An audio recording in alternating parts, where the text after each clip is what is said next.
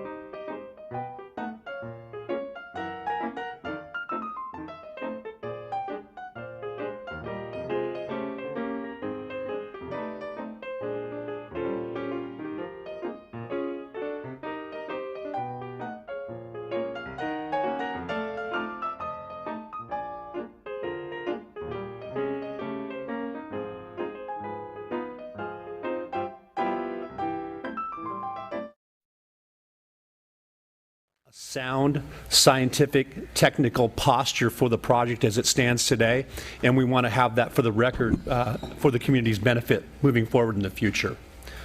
I want to take a few moments, if I could, to introduce the independent advisory panel, talk a little bit about our advisory process. First, let's talk about, I want to talk about why we're having this panel. I think, what are our motivations and why has this panel been constituted? The purpose for the panel is to explore the key public health and water quality issues that are related to this project. Today we have with us district staff, the district's consultants, our NWRI staff, and our independent advisory panel that's constituted of leading experts from around the world and some of the world's leading institutions.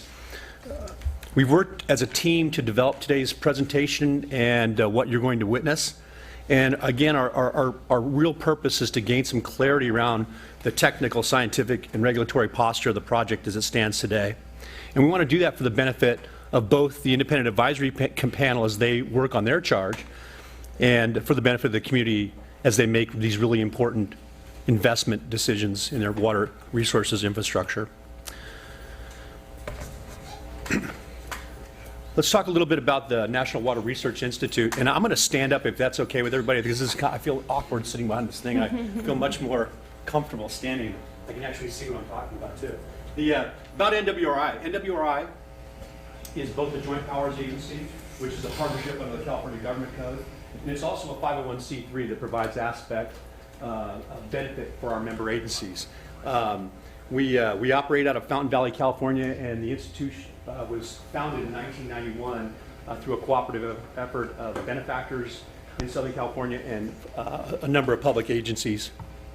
Our current member agencies in the joint powers aspect are the Inland Empire Utilities Agency, the Irvine Ranch Water District, the West Basin Municipal Water District, the Orange County Water and Sanitation Districts, and the Los Angeles Department of Water and Power. Today, we've talked about the panel and our motivations, and so the answer is? Mike, Kevin, can you use the mic, or you can okay, yeah, I'll sit down. Stand. I don't think you have to sit down. There's a standing mic right there. Yeah, we'll flip this around. I'm just trying to figure out a way that I can actually see this slide. It's a little awkward for me. Do we have a wireless? Is there wireless? You can sit here to the mic. Oh, can I sit there? I'll do that. Yeah, let me do that.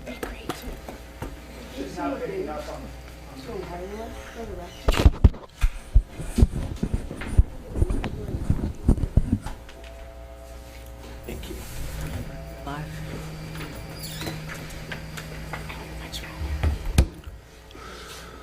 So I want to talk about the aspects of the project that are important today. But before I do that, I want to take just a second to introduce everybody so that we're clear about who's here today. I want to talk about the NWRI team. We have about 50 years of experience in our combined team that's here today. Myself, as I indicated, I'm the executive director, and I'll try to facilitate today's meeting. Suzanne Sharkey is our lead researcher and the project manager on this project. Gina Vartanian is she appears to be taking notes here today by day, but by night she's a very experienced technical writer, has been on our staff for almost 20 years. And Donna Hernandez is somewhere, and she's in charge of our logistics. To briefly introduce our panel, Channa Rock from the University of Arizona is our chair. Joe Cotruvo, who's a consultant with JC & Associates, is our, I'll get that, is here. Jason Daticus from the Orange County Water District. Cara Nelson from the University of California at Berkeley, Gordon Thrupp from Geosyntech, and we have one member of our panel who's not here today, Lynn Haber from the University of Cincinnati. We also have the Soquel Creek staff. I want to introduce Ron Duncan, who's the general manager. And Ron, are there some folks here that you want to introduce as well?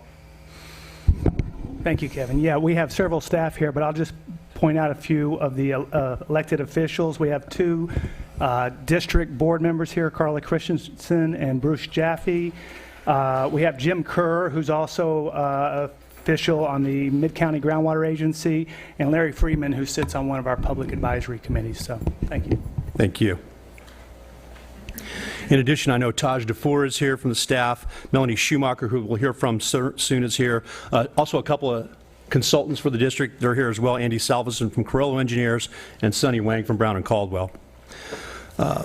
Let's talk a little bit about the motivations here and talk about the panel and kind of how we approach this. And I want everybody, and I want to be clear about NWRI's motivations and the panel's motivations here. And they both take a professional and a personal standpoint. From a professional standpoint, we have all committed our professional lives to the management and improvement of water resources management in California and across the country. I can speak personally, over 30 years in this field, and across this panel, folks with much more experience than I and a great deal more in-depth knowledge and awareness of the issues that face our state in terms of water quality and water supply. From the district board and the district staff, I want to say that we've been very impressed with the process that we've gone through to develop today's agenda. It's been values-based. There's been a very high priority on transparency and on clarity, and that's what we're going to try to bring to you today. But we do have a challenging agenda, so we're going to have some ground rules to make sure that we can get through the entire agenda. I want to talk about expertise now. How do we get expertise in these panels? We go out and we spend a significant amount of my time is spent recruiting and retaining experts in their field. We look for the best and the brightest people in engineering and microbiology and toxicology and geology and hydrology, public health, risk assessment, regulatory theory and processing, and other relevant professional disciplines. Then we take a look at each project's specific requirements, and then we tailor a team to meet every community's needs on every panel. And then we try to select the folks that give us a good balance in the panel so that we've got some folks who have participated in panels before and can continue the NWRI quality standards, but we also bring in new folks so that we can get a variety of different perspectives.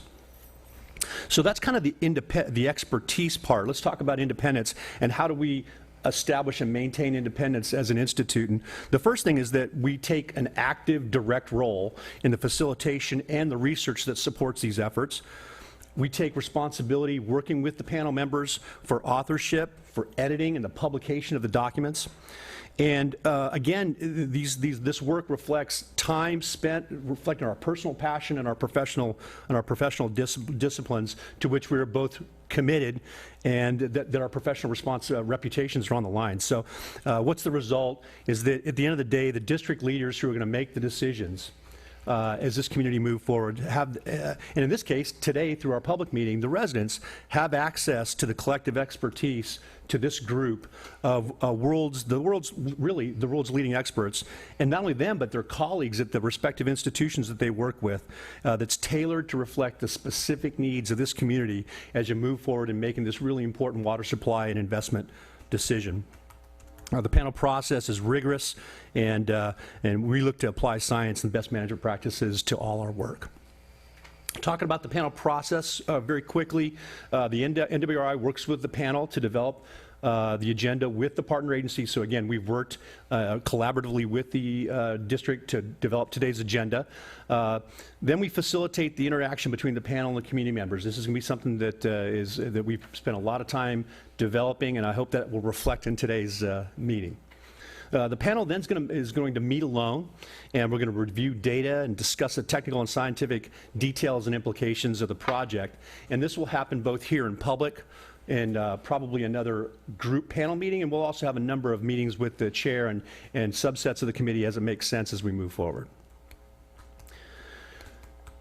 Any sort of research in this area has to be governed by a charge, and that's a fancy word for saying what's the scope of this group's work.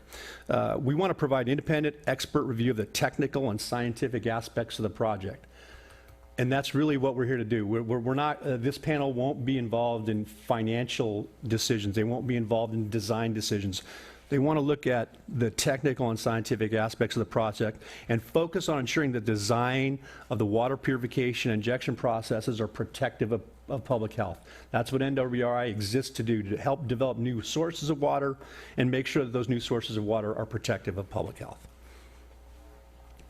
Very quickly, let's meet the members of our panel. Of course, I've left my notes over here, and I don't want to leave anybody out, because a really important part of this process is the level of expertise. And one of the things that I'm always amazed with when I take the time to read through the biographies of our panel members is the diversity of their experience in the institutions that they represent. Chana Rock, again, is our chair. She's a professor in the Department of Soil, Water, and Environmental Sciences at the University of Arizona. Her research interests include microbiology, molecular biology, and wastewater treatment. Her background in both microbiology and civil and environmental engineering has focused her work on understanding the factors that influence pathogen survival through wastewater treatment and water treatment and the persistence in the environment. She has a BS in microbiology from New Mexico State University, a master's in science, and a PhD in both civil and environmental engineering from Arizona State University, and she's conducted postdoctoral research for the U.S. Department of Agriculture. Joe Catruvo is the president of Joe Catruvo Associates today, but he's got a long history working in the water world. He's active in the World Health Organization's National Science Foundation International Collaborating Center for Drinking Water Safety and Treatment. He was director previously of the Criteria and Standards Division of the US EPA Office of Drinking Water, and he helped, while he was there, he developed drinking water health advisory system and numerous national drinking water standards and guidelines. He's also served as the director of the EPA's Office of Risk Assessment. He's a former vice president of environmental health sciences at NSF International, has been on the board of directors of DC Water and Sewer Authority. He's received his BS in chemistry from the University of Toledo and has a PhD in physical organic chemistry from Ohio State University. I guess I should say the Ohio State University. Jason Daticus, again with the Orange County Water District. There he's the executive director of water quality and technical resources. He manages all the regulatory compliance, water quality monitoring, lab analysis, and applied research in support of the Orange County Water District's groundwater replenishment project. He's led studies that assess the fate and transport of pathogens and chemical contaminants through engineered and natural treatment systems, and is experienced with planning and developing and applying groundwater models and tracer tests for resource management. He received a BA in Earth Sciences from Dartmouth College and an MS in Hydrology from the University of Arizona. He's also a licensed professional geologist and a certified hydrologist in the state of California. Lynn Haber, who's not with us, is a professor at the University of Cincinnati's Risk Science Center. She's an former associate director of Science and Toxicology Excellence and Risk Assessment, and has both a PhD in biology from Massachusetts Institute of Technology and a BS in chemistry from UCLA. Cara Nelson, who's here with us today, is a professor of civil and environmental engineering at the University of California at Berkeley. Her research addresses critical issues at the intersection of public health and the environment, with a focus on reducing the threat posed by waterborne pathogens by improving infrastructure. Dr. Nelson has published more than 50 articles in peer-reviewed journal articles. She's the director of graduate education at the National Science Foundation Engineering Research Center for Reinventing the Nation's Urban Water Infrastructure, or RENEW IT, and a faculty leader in the research thrust area on safe water and sanitation at the Berkeley Water Center. She received the Presidential Early Career Award for scientists and engineers at a ceremony in the White House in 2004, has a degree in biophysics from Berkeley, an MS in environmental engineering from the University of Washington, and a PhD in environmental engineering from UC Davis. And last but not least, we have Gordon Thrupp. Gordon is a senior hydrologist at Geosyntec Consultants in San Francisco. He has more than 30 years of experience developing groundwater flow models, working on design wells and hydraulic testing program, and has directed numerous environmental investigations. He's received a BS in geology from Stanford and a PhD in earth sciences from the University of California at Santa Cruz. And I went on a little extra there today just to kind of give the community a sense of the breadth of not only the individual qualifications of these panel members, but the institutions that they've received their education, who they collaborate with today. And I want to say that it really is a group that reflects some of the world's leading experts on these matters, and I think the community and this project are in good hands in terms of looking at the scientific and technical aspects of making these investments in your water infrastructure system.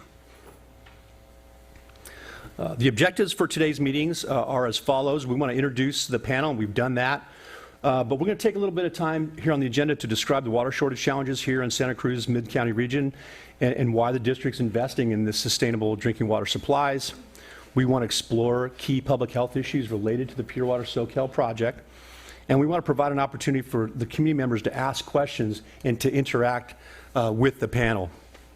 The real value in that interaction is that we haven't had the panel meetings to consider a lot of the subject matter that might come up.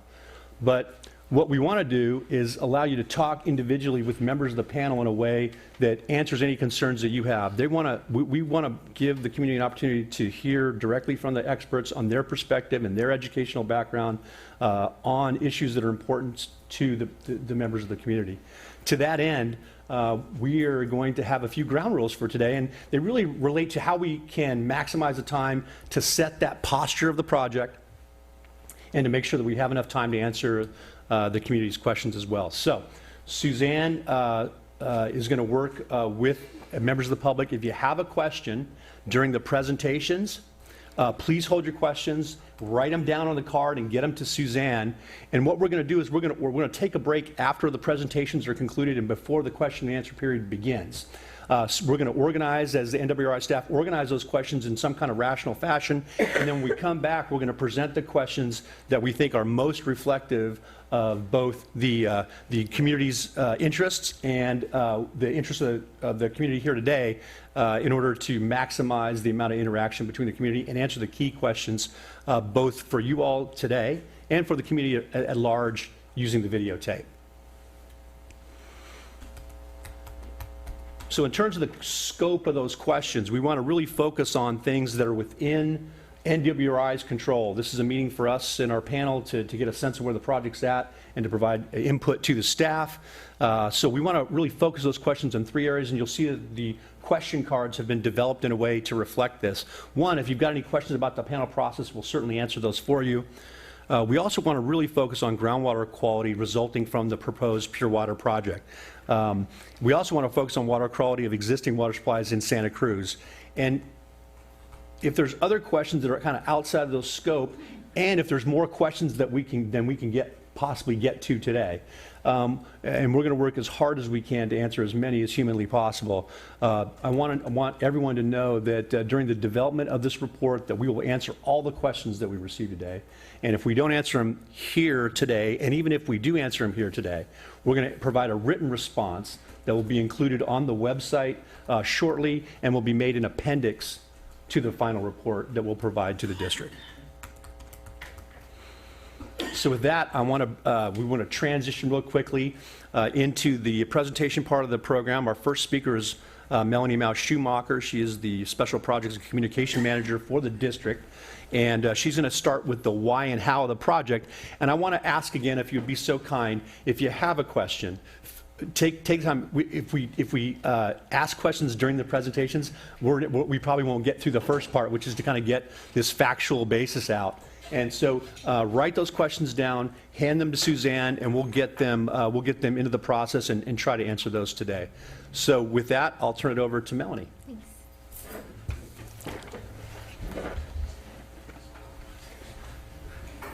Sorry, Andy.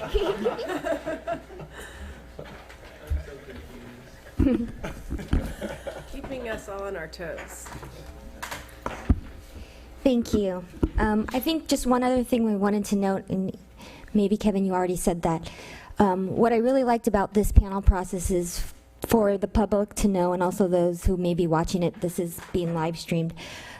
Questions can come in through September 27th to the panel. So there's a lot of time for questions to come in that will have the opportunity for the panel to answer. My name is Melanie Mao-Schumacher. I'm the Special Projects Communications Manager for the district and overseeing the evaluation of the Pure Water Soquel project. My presentation should be pretty short today, and I'm just going to cover really who the district is and why are we looking at Pure Water Soquel. So just a couple slides related to some of the statistics on Soquel Creek Water District. We are a small water agency that provides 100% groundwater to our customers in the mid-Santa Cruz County area. Our service area includes Capitola, Soquel, Aptos, La Selva Beach, Seascape region.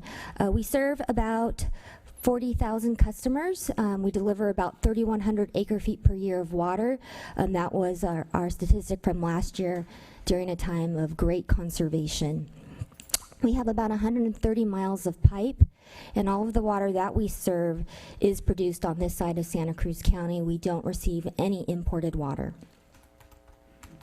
Oh, there's the information. That's just a really graphical representation of our area. It also includes our neighboring water agencies.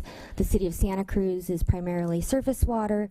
Soquel Creek Water District is in the middle portion of that illustration. And then to the right in the green is Watsonville and the Paro Valley that is primarily dependent on groundwater as well. What are some of our other challenges that we face? Well, the first one and foremost is our water shortage in our area, especially for Soquel Creek Water District, is a groundwater shortage. We have an overdrafted groundwater basin and have detected seawater intrusion on both sides of our service area. We have quite a few sentinel coastal wells that we monitor for both water levels and water quality. And the dots on this map illustrate where we have seen signs of seawater intrusion, where you see the orange and the red. We are conducting a full groundwater model currently in this region, as well as collecting some new data through an aerial representation of where the seawater freshwater interfaces through a firm in Denmark called SqCWD. The water shortage that we've been facing is really due to a lot of the overdraft of drawing out more water than can be naturally replenished by rainfall. In addition to that shortfall that we need to kind of refill the basin, we also are looking at what kind of water shortage issues may we face in the future. This is based on some information related to potential future climate change, where we're seeing not only do we need to fill up that red section, which is the historical deficit, but we're also seeing that in the future, due to climate change, this area would be impacted with less recharge. So about 10 to 11% is what has been forecasted in our area, where the more intense rainfall is going to cause less potential for that recharge to actually get into the lower portions where our groundwater is. In the last 2 years, there's been some great advancements in groundwater management in the state. In 2014, the Sustainable Groundwater Management Act was finally passed, which allowed for the state to really mandate on a statewide level how groundwater is pumped and managed. They also identified our basin, which is now called the Santa Cruz County Mid-County Basin, as one of the critically overdrafted groundwater basins in the state. So we are one of 21 basins that needs to be in compliance and create a groundwater sustainability plan by 2020 that will identify and project how we will reach sustainability by 2040.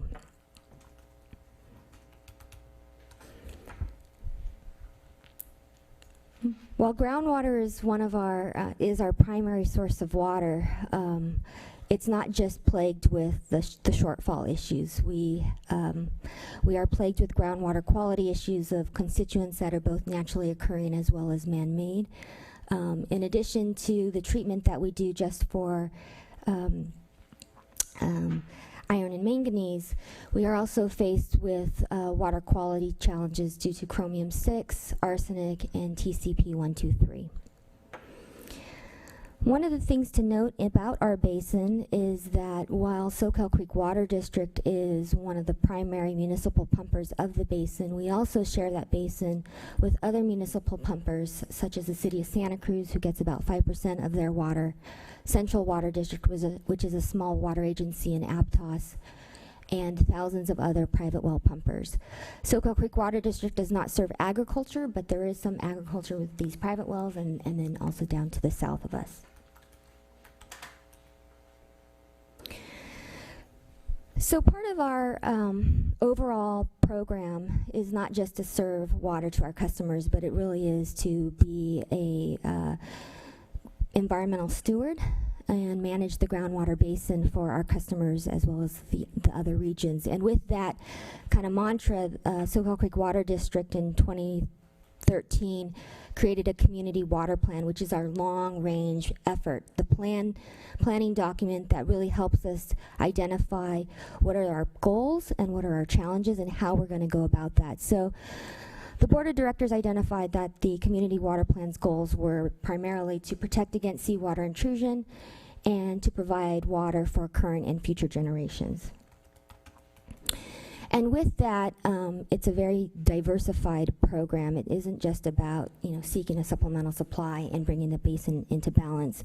It really is focused first on conservation, saving water, working with our community, which has done a great job.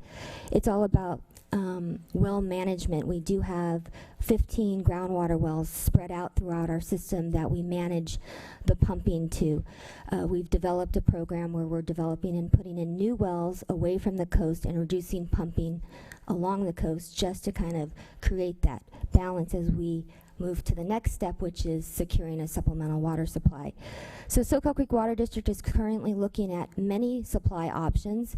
We are not putting all of our eggs into one basket. So along with the purified water project that we're talking about today, which is water reuse option, we also are going forward with looking at 3 other supplemental supply options: river water transfers with the City of Santa Cruz, purchasing desalination water through Deep Water Desal in Moss Landing, and the new one that the district board identified and have been putting some effort into is looking at small projects through stormwater recharge, working with Andy Fisher at UCSC and our staff in the county.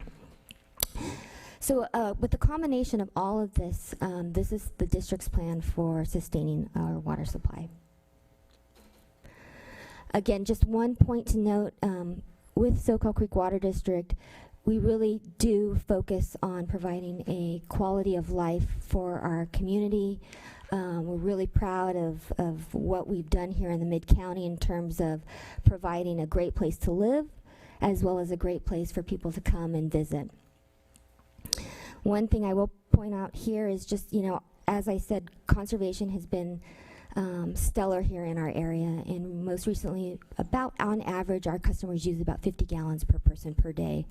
So although a lot of places in the state are saying, with the rainfall from last year, the quote unquote, is the drought over for them if they're more dependent on surface water, they've kind of backed off on conservation. Here, because our issue is groundwater overdraft and seawater intrusion, our customers are still doing a great job at saving water. So just a couple slides, and then my presentation is complete. I wanted to just focus in on, what is the Pure Water Soquel project? I just set the stage of the why and fighting the challenges of seawater intrusion. But the Pure Water Soquel project is a project that the Soquel Creek Water District Board directed staff to further evaluate. It is a recycled water project that would take treated secondary water from the City of Santa Cruz's wastewater treatment plant. It would purify it through an advanced treatment process that I know some of my colleagues will go into more detail. And then that purified water would then be sent out to recharge wells that would help replenish the basin, protect from further seawater intrusion occurring. The district's board sought community input, and in looking at what kind of options we would be pursuing, our community was really focused on projects that had high water quality, were reliable, both in terms of drought times or year-round, and could be looked at and evaluated and hopefully constructed in a very timely manner. In 2015, we did do a survey, and I just wanted to point out that there is quite a bit of support in terms of utilizing recycled water for beneficial reuse in our county. The phone survey, when we asked the question without much information, how people felt about using purified water, we got a pretty high 59% support rate. When we educated them about the process that the water would be treated multiple times and then go back into the ground, you could see that definitely people are more supportive once they know what the process is. This map is not very clear, but let me just kind of point out some of the highlights. This is a map from our Environmental Impact Report Scoping document, our NOP, our Notice of Preparation and Initial Study. It shows the components of what the Pure Water Soquel project is. So as you can see on the far left-hand side is the wastewater treatment facility. Anywhere where there is a star is where we're proposing to build a purification facility. We are looking at 3 sites right now. The pink lines are the pipeline alignments. We don't need all of those pipelines. We would be looking at selecting one route that would then go over to the east side of the map, which shows recharge wells. So the stars are at Santa Cruz Wastewater Treatment Facility, the Chanticleer site right in the middle of the map, and at the district's office at the West Annex. Just in terms of the technical studies, since 2014, Soquel Creek Water District has been conducting quite a few studies to further our evaluation. We did receive a grant from the State Water Resources Control Board, and most recently from the Bureau through their Water Smart program to do a feasibility study. The draft feasibility study was provided to the board in March, and we will be providing a final feasibility study to them in late fall. And then we'll be completing some of the additional components of the feasibility study that are required for the federal level, and then that would be coming out at the beginning of 2018. We also completed a geochemical characterization study looking at what the aquifer looks like in terms of the soil and putting purified water into the ground. That was the focus of Brown and Caldwell's work, and Sunny will be talking about that later. We also are underway, full-fledged with groundwater modeling and an anti-deg report. That work has been underway and is in combination with the Mid-County Groundwater Sustainability Agency, or the MGA, who is the designated GSA for our basin. That model is being prepared for them, and then they are currently running simulations that will be fed into this Pure Water Soquel evaluation. And then again, I mentioned we are underway with the environmental review.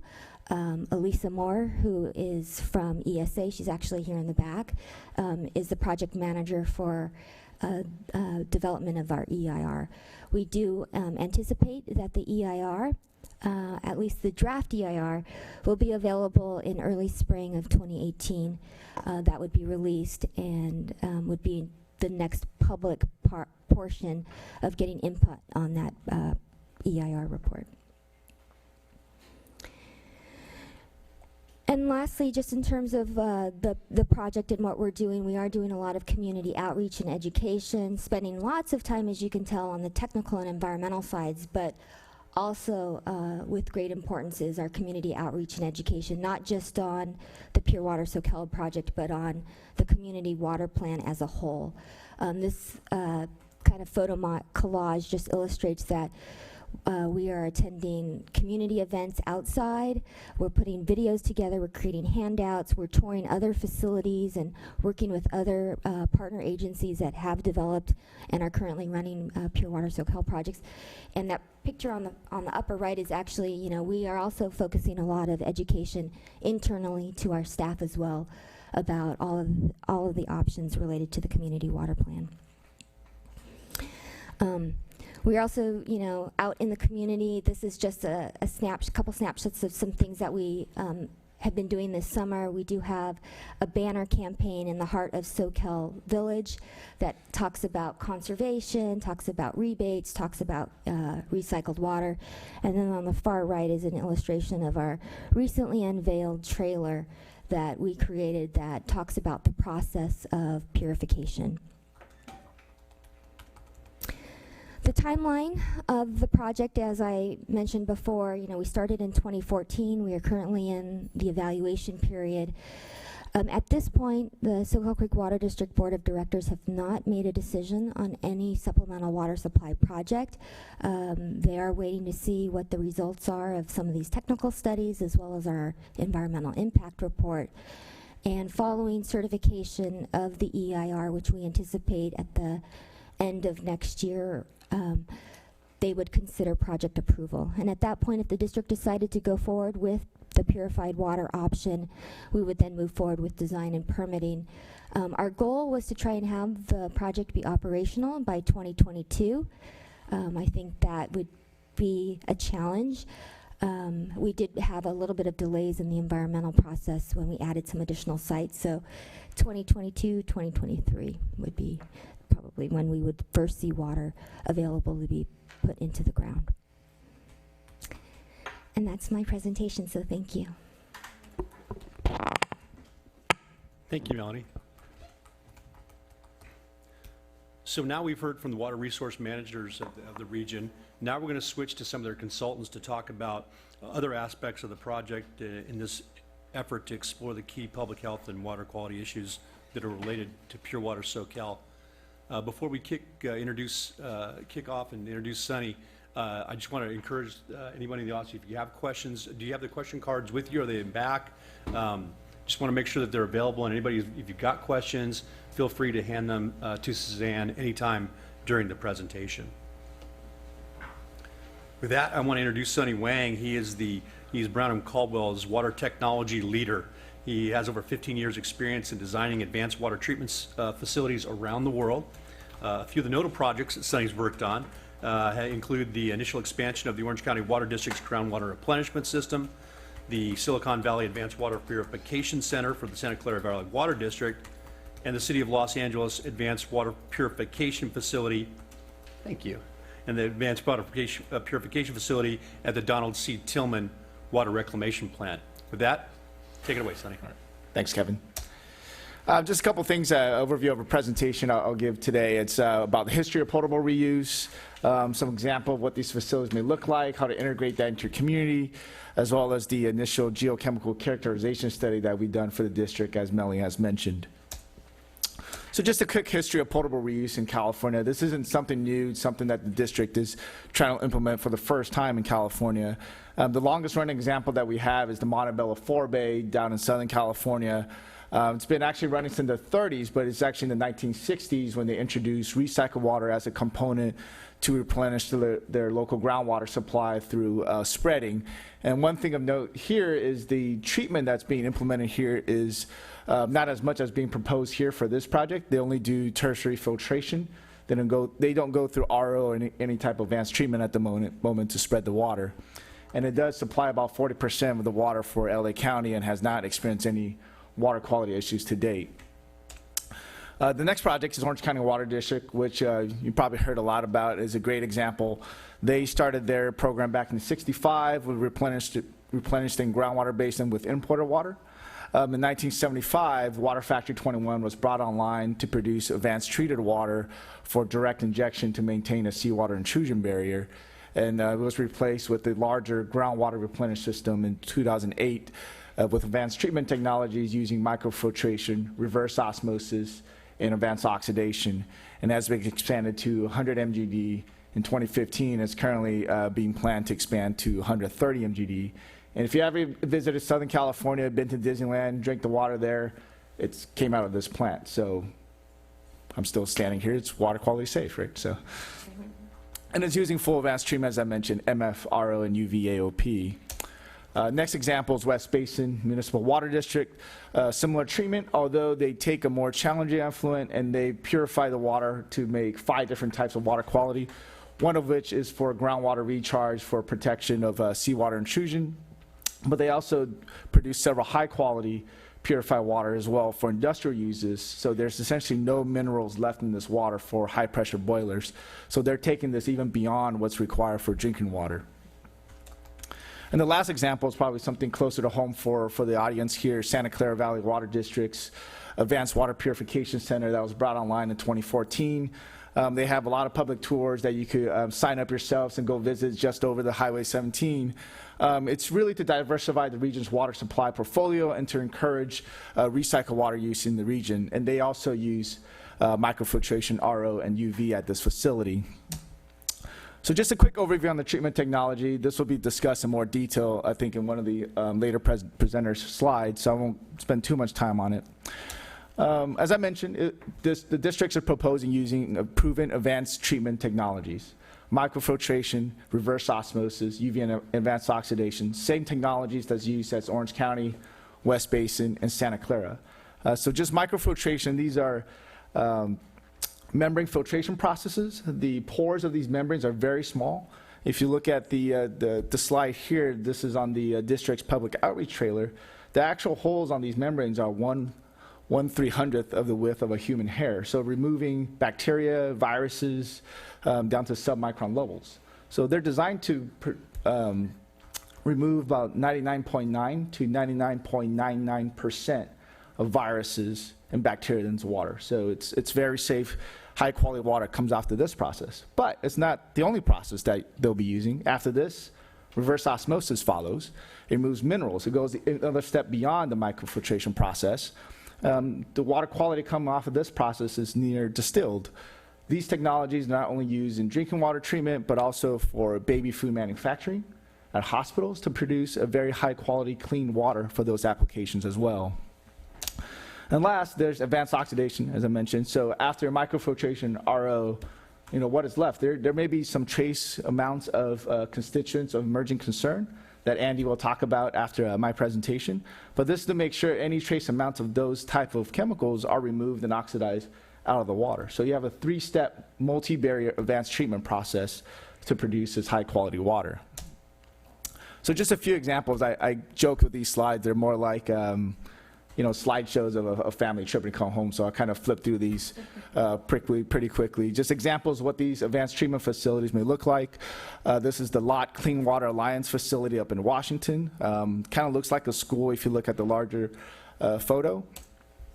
This is the Zone 7 RO facility in Pleasanton, so not too far from here. You can see where the facility in the aerial map is nestled within neighborhoods. And Andy's firm actually worked on this facility, so I'm sure he could take any questions afterwards. And the bottom photo is what the facility looks like from the street level. It's a civic building. It could be a firehouse, or it could be a school. So it blends in quite well in the community there. This may be a little overkill, City of Beverly Hills, so I won't mention more than that, but this is a combination of the city's civic offices as well as the treatment plant under one roof. So not only is it a treatment facility, but it's also the functioning office for the city hall. City of Geneva, you're probably asking, well, why do we care about something in Illinois? The reason why I have this slide here is the top left is the rendering that we use to engage the public to show them what it'll look like, and the bottom right is what's actually built. So it's a pretty close representation from the rendering that's being done to what was actually built, and this is what the community wanted. They wanted a barn-style facility. And if you look at the silo, that's actually a treatment process. It doesn't store any grains. It's a treatment process that supports the facility. City of Oxnard's Great Desalter, done in Southern California. This is what their facility looked like. They had a lot of public input as well to what they wanted that facility to look like. Carmichael Water District, where they integrated this facility into the community. It looks a lot like a house or a ranch, as you would say. So for most of the public, when they drive by, they don't even know there's a water treatment plant there. Just another example of artistic rendering of a treatment facility and how it looked after it was completed. Inside is actually pressure filters that's not covered or in a building, but from the street level, you don't see any of the equipment. You see what may resemble like a house from the street level. I have a couple more photos of what these recharge wells may look like. This is down in Monterey. The recharge wells are housed within a sort of a mission-style house, so you wouldn't know what's exactly in there. So the recharge wells housed in the mission-style house to blend in with the community around. And this is down at Orange County Water District and their recharge wells. The example on the right is actually in a parking lot, I believe, or near some parks where they're just fenced off. There's some protection on it, but it's open. You can see what's there. I also have a couple examples of the district's facilities in case you're not familiar where they are. That means they've probably done a good job in masking from you to blend in with the community. This is the Garnett Wellhead Treatment Facility. It removes iron and manganese from your groundwater supply currently. This is located on Garnett between 47th and 49th, I believe. So behind there is a treatment facility that houses pressure filters. But in that top photo you see there, from the street level, you don't really see much of the facility with some landscaping and architectural features of the building itself. And then this is the newly commissioned O'Neill Well and Treatment Facility on Soquel and 41st, across the street from, I think Best Buy over there is the first thing that pops in my mind.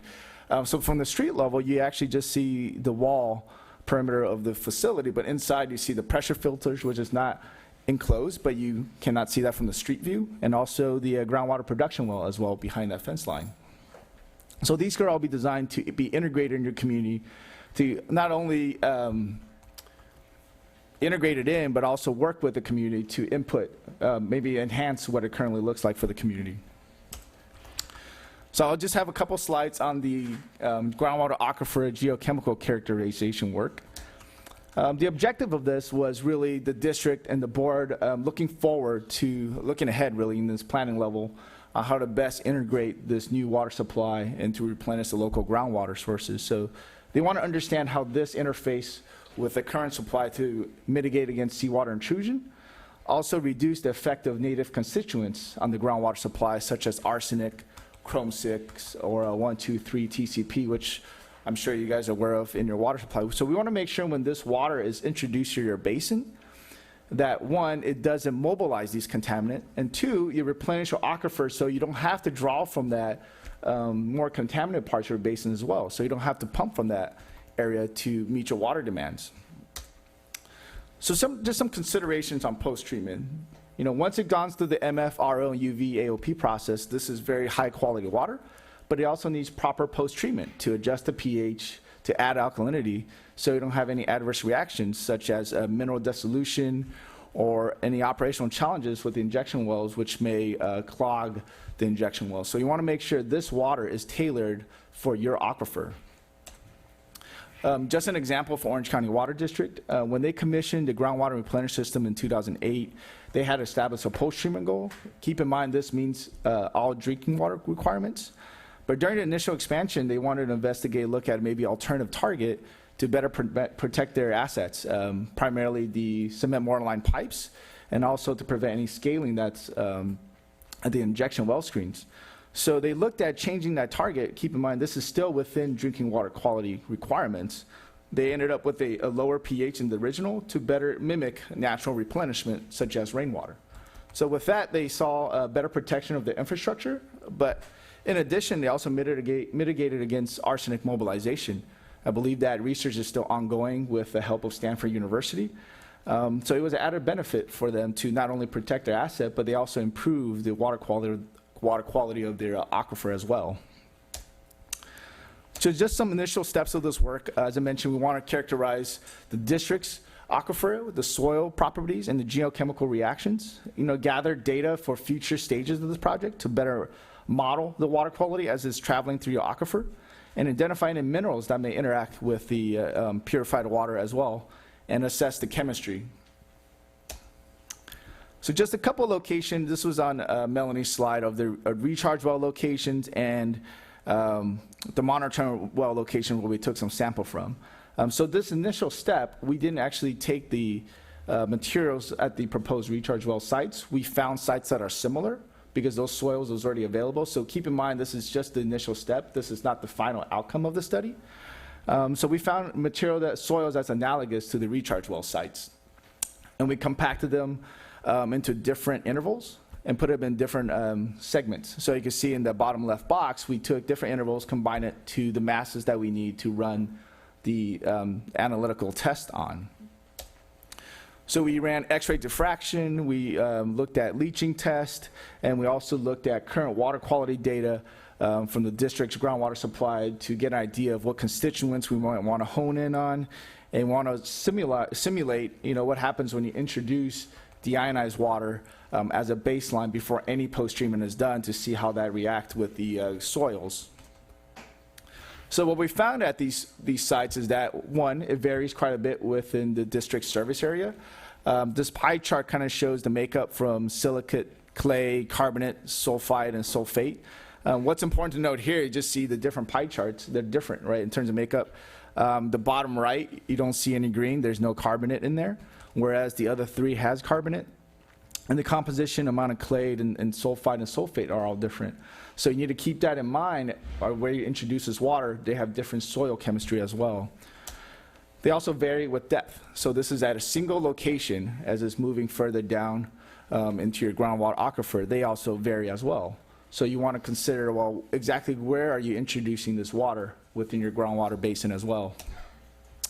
So what we found, without any post-treatment at the moment, there are potential metals such as arsenic that may be mobilized in certain parts of the district service area. But that's why we want to understand that first, so we could tailor the post-treatment process for the district projects so you can mitigate against these metals being mobilized. So the next steps, as I mentioned, this is the very first step that the district is taking to understand and characterize the groundwater aquifer. The next step is to go to the actual recharge well site to get the actual soil so we can repeat this test again and perform modeling. Once we introduce the water into aquifer, how it travels around the basin, how the water quality may change as it's being traveled, and conduct bench soil testing to optimize and tailor the post-treatment process for the district's projects. That's a lot of stuff I've talked about. Here are just a few takeaways in case I do talk a lot and talk fast. So these are the takeaways from this study so far. How will this help the district? Is optimize, determine where the best location of the recharge wells are. How to design the recharge well. Maybe you only introduce the purified water at certain segments, not across the whole well casing. And to optimize the post-treatment, as I mentioned, so it better matches this particular water quality for the groundwater here. So with that, thank you.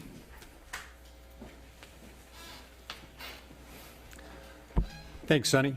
Real quick, I want to introduce for folks, if you might have came in since we discussed how we're kind of handling the question and answer section here. Suzanne Sharkey is a member of the NWRI staff. If you have questions, we have cards for you.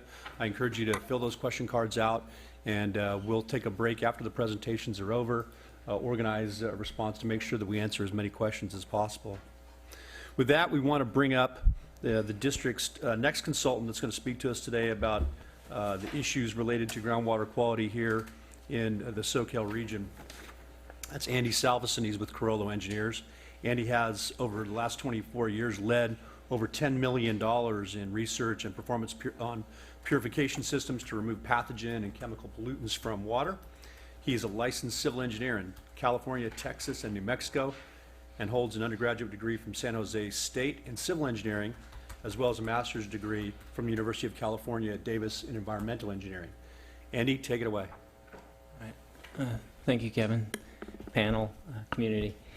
So today I'm talking about CECs, constituents or compounds of emerging concern, depending on what document you read.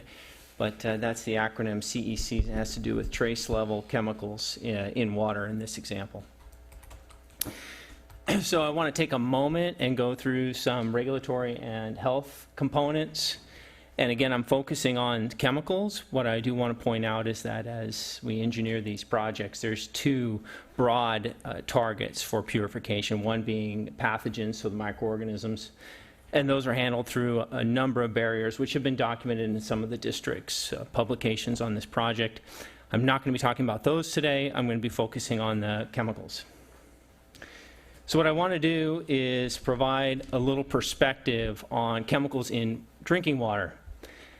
And this information presented here on this slide is from outside the United States, but this same information is available across the country from our own water supplies, and I will be presenting shortly a little data from within this very community.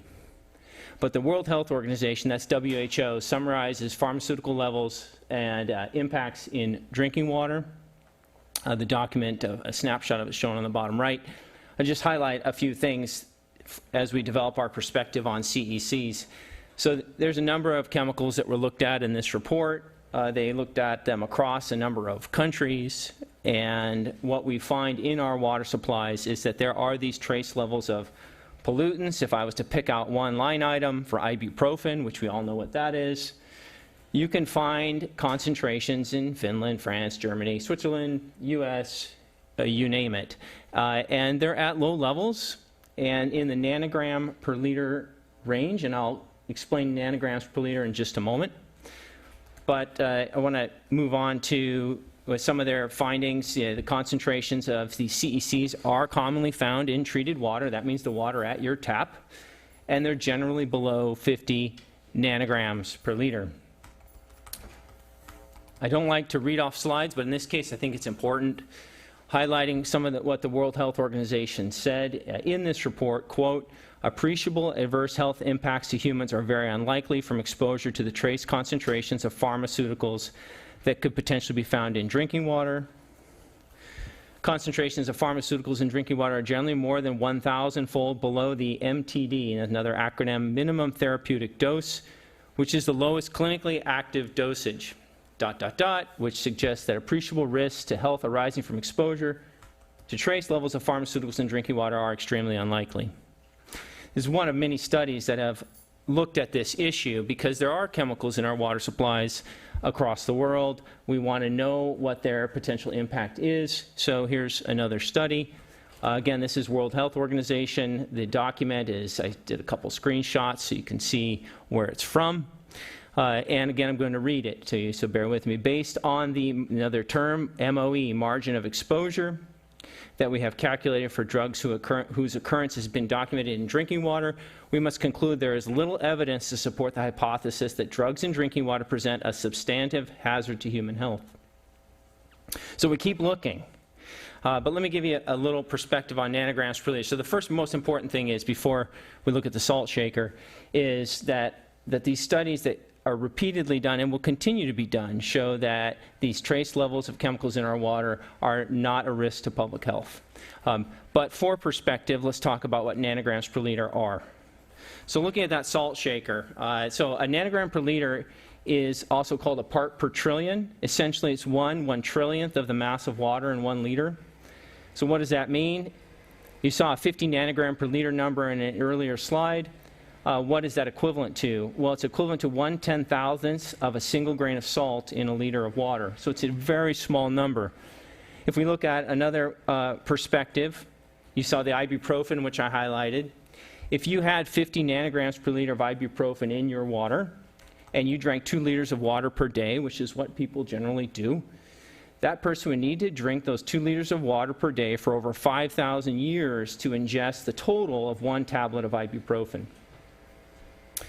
So now we don't stop just with water. When we do potable water reuse, we look at purified water and what are the CECs in those purified water supplies? How do we remove them most effectively? The National Academy of Sciences has done similar levels of risk analysis to define what we call the margin of safety for these CECs in purified water. The document's shown on the right. And so if I could overly simplify it, you set a health-based level for these different chemicals in water. You then look at what are the measured concentrations in a purified water system from the technologies that Sunny presented earlier. And you develop the MOS, the margin of safety. And what this document shown here that from the National Academy of Sciences said is that those margins of safety range from greater than 80 to greater than 280 million. And that document also stated that purified water from a potable water reuse project is equal or better quality than the water supplies that this nation sees. So if you want to see some of the data, by the way, let me just go back. There's the report. If you want to see some of the data, it's available online. But this is where those margins of safety come from, where they looked at all the constituents shown on the left. There's ibuprofen at the top as one example. They looked at what is the risk-based action level, and then what's those measures of safety. Now, from a community standpoint, there's engineering and management barriers that get these CECs down to very low levels or well below detection, and those include working within the community on CEC take-back programs, so no drugs down the drain, enhanced wastewater source control programs to make sure that the community's water supply can be protected, and then, of course, the advanced purification systems, which was presented earlier by Sunny. Now, the state of California doesn't rest. California regulators do require sampling of specific CECs as indicators of treatment performance. So there's some acronyms there. I have the definitions at the bottom, but you have the state board, and they have their list, and I've shown that on the left with things like caffeine and DEET. And on the right, for example, the LA Regional Water Quality Control Board, as they regulate potable water reuse projects in Southern California, they have their list. And they continue to look at which chemicals are in the feed water quality to these purification systems, what are the concentrations of these chemicals after purification. And they continue to reevaluate the list and update as necessary. So let's take a moment and look at concentrations and removal. So I showed you things on water before. Now I'm going to look at purified water projects. And again, there's these multiple barriers for reliable purification. You start with your source water, which would be the effluent from a wastewater treatment plant. And it runs through these three key process barriers: ultrafiltration on the left, reverse osmosis in the middle, UV advanced oxidation on the right. Now, as far as pathogen microorganism removal happens, that's through all three processes, and they're very robust. As far as CEC removal happens, that happens in the middle, reverse osmosis, and the right, UV advanced oxidation processes. So let's go to one of your neighbors, Santa Clara Valley Water District. They're in San Jose, the purification facilities, and they have done extensive evaluations of CECs in their feed water that's shown on the left, where they said they've looked at a long list, and there's some CECs in that water. I'm showing detected versus non-detected, and then as you move to the graphic on the right, you see what happens through purification, where they remove the vast majority of those CECs. They remove them all to a high level, most of them below detection. So as examples, on the left, in the secondary effluent from the city of San Jose's wastewater treatment plant, you'll find things like sucralose, and there's a DEET again. And then after purification, the levels are reduced dramatically, and in this case, there was only 3 different CECs that were found over a year-long study. But Santa Clara Valley Water District is, of course, not the only one looking at CECs. If you go down to Southern California, you can go to West Basin, and this is data coming from some of their annual reports, where in their purified water, majority of chemicals are non-detect. Big Spring, let's go out to Texas. Again, very few chemicals are detected. And all this information, by the way, is available in the district's documents that have been prepared as part of their project. Let's go down to Ventura, California. 98% of the CECs are non-detect. And then Orange County Water District, I believe this was the 2015 or 2014 annual report from Orange County Water District. No CECs detected in their purified water. So what we lose track of sometimes when we're talking about CECs are some of the primary chemicals that we are concerned about in drinking water, which are disinfection byproducts. If you have a lot of organic material in your water supplies, we disinfect them because pathogens are a primary concern, but there is a byproduct of that disinfection process, which is the formation of these different disinfection trihalomethanes and haloacetic acids, if you want to get their specific names. So look at this graph here. On the left are the regulated values for trihalomethanes and haloacetic acids.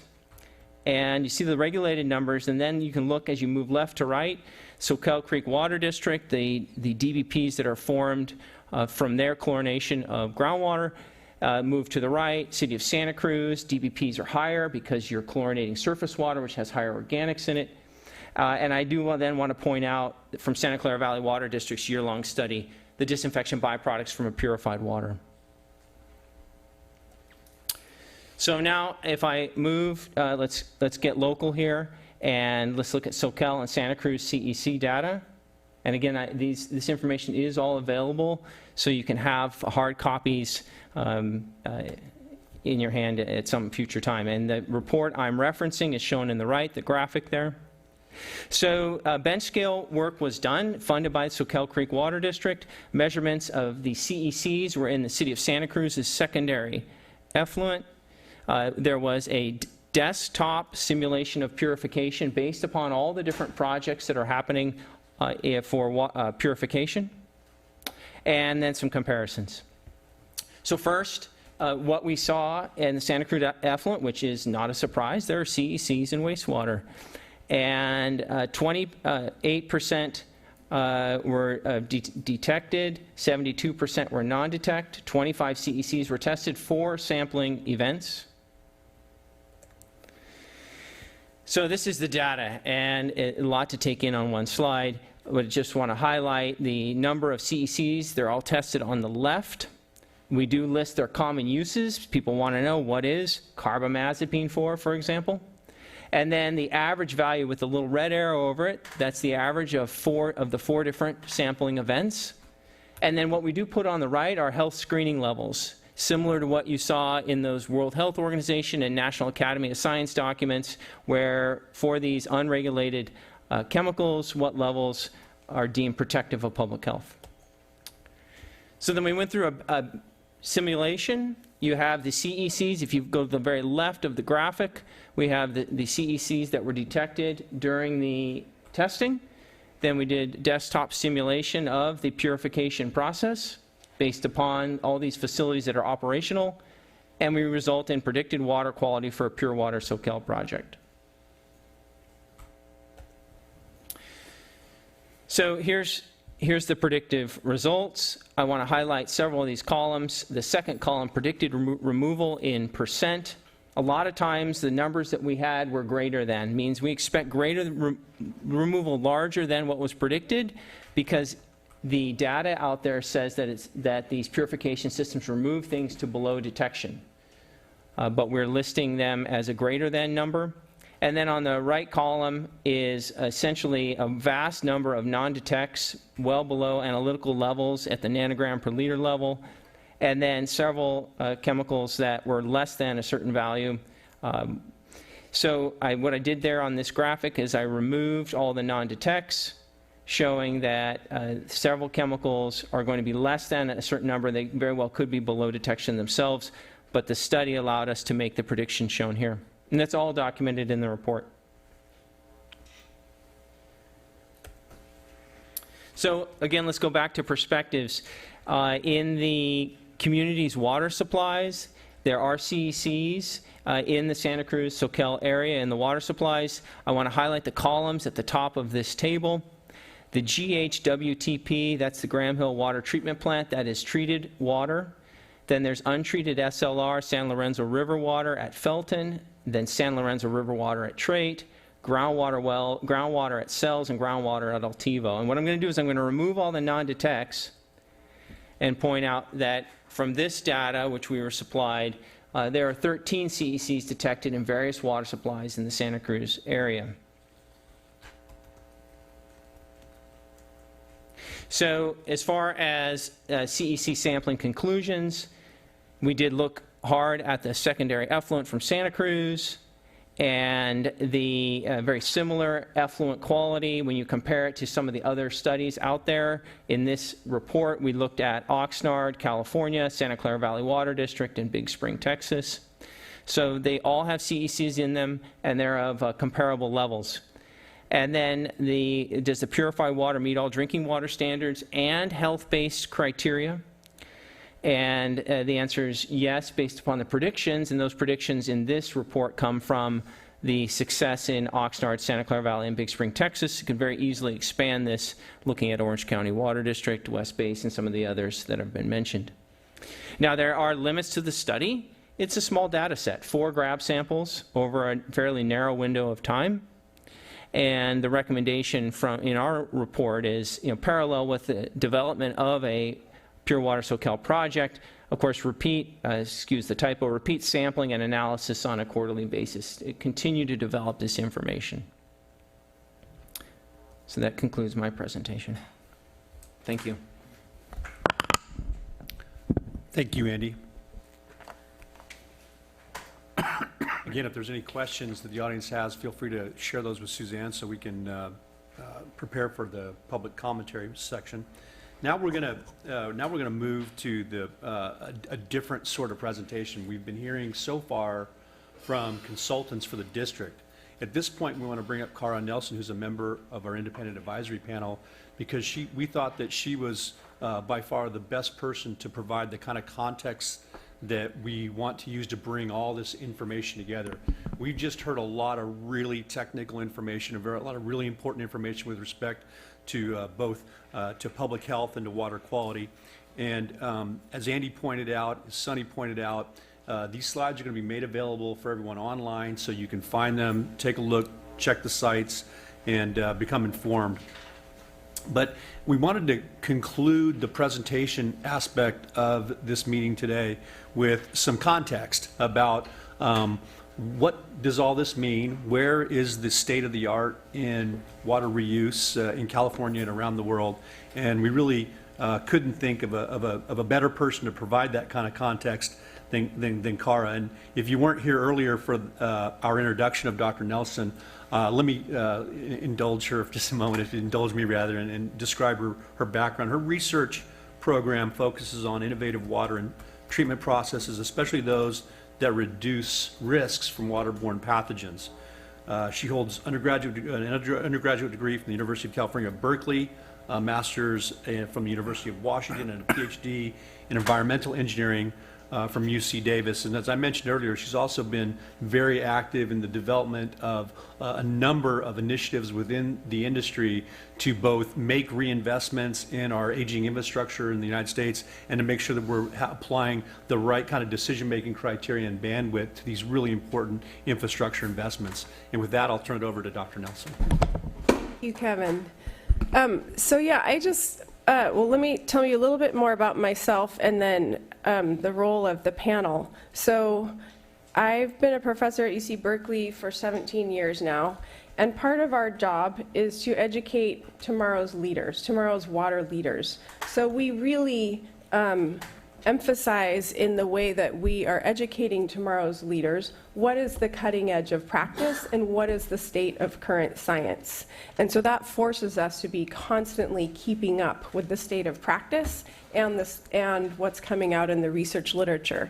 And then through our research programs, we work on issues that we think are some of the biggest challenges facing our water industry. And why do we do this?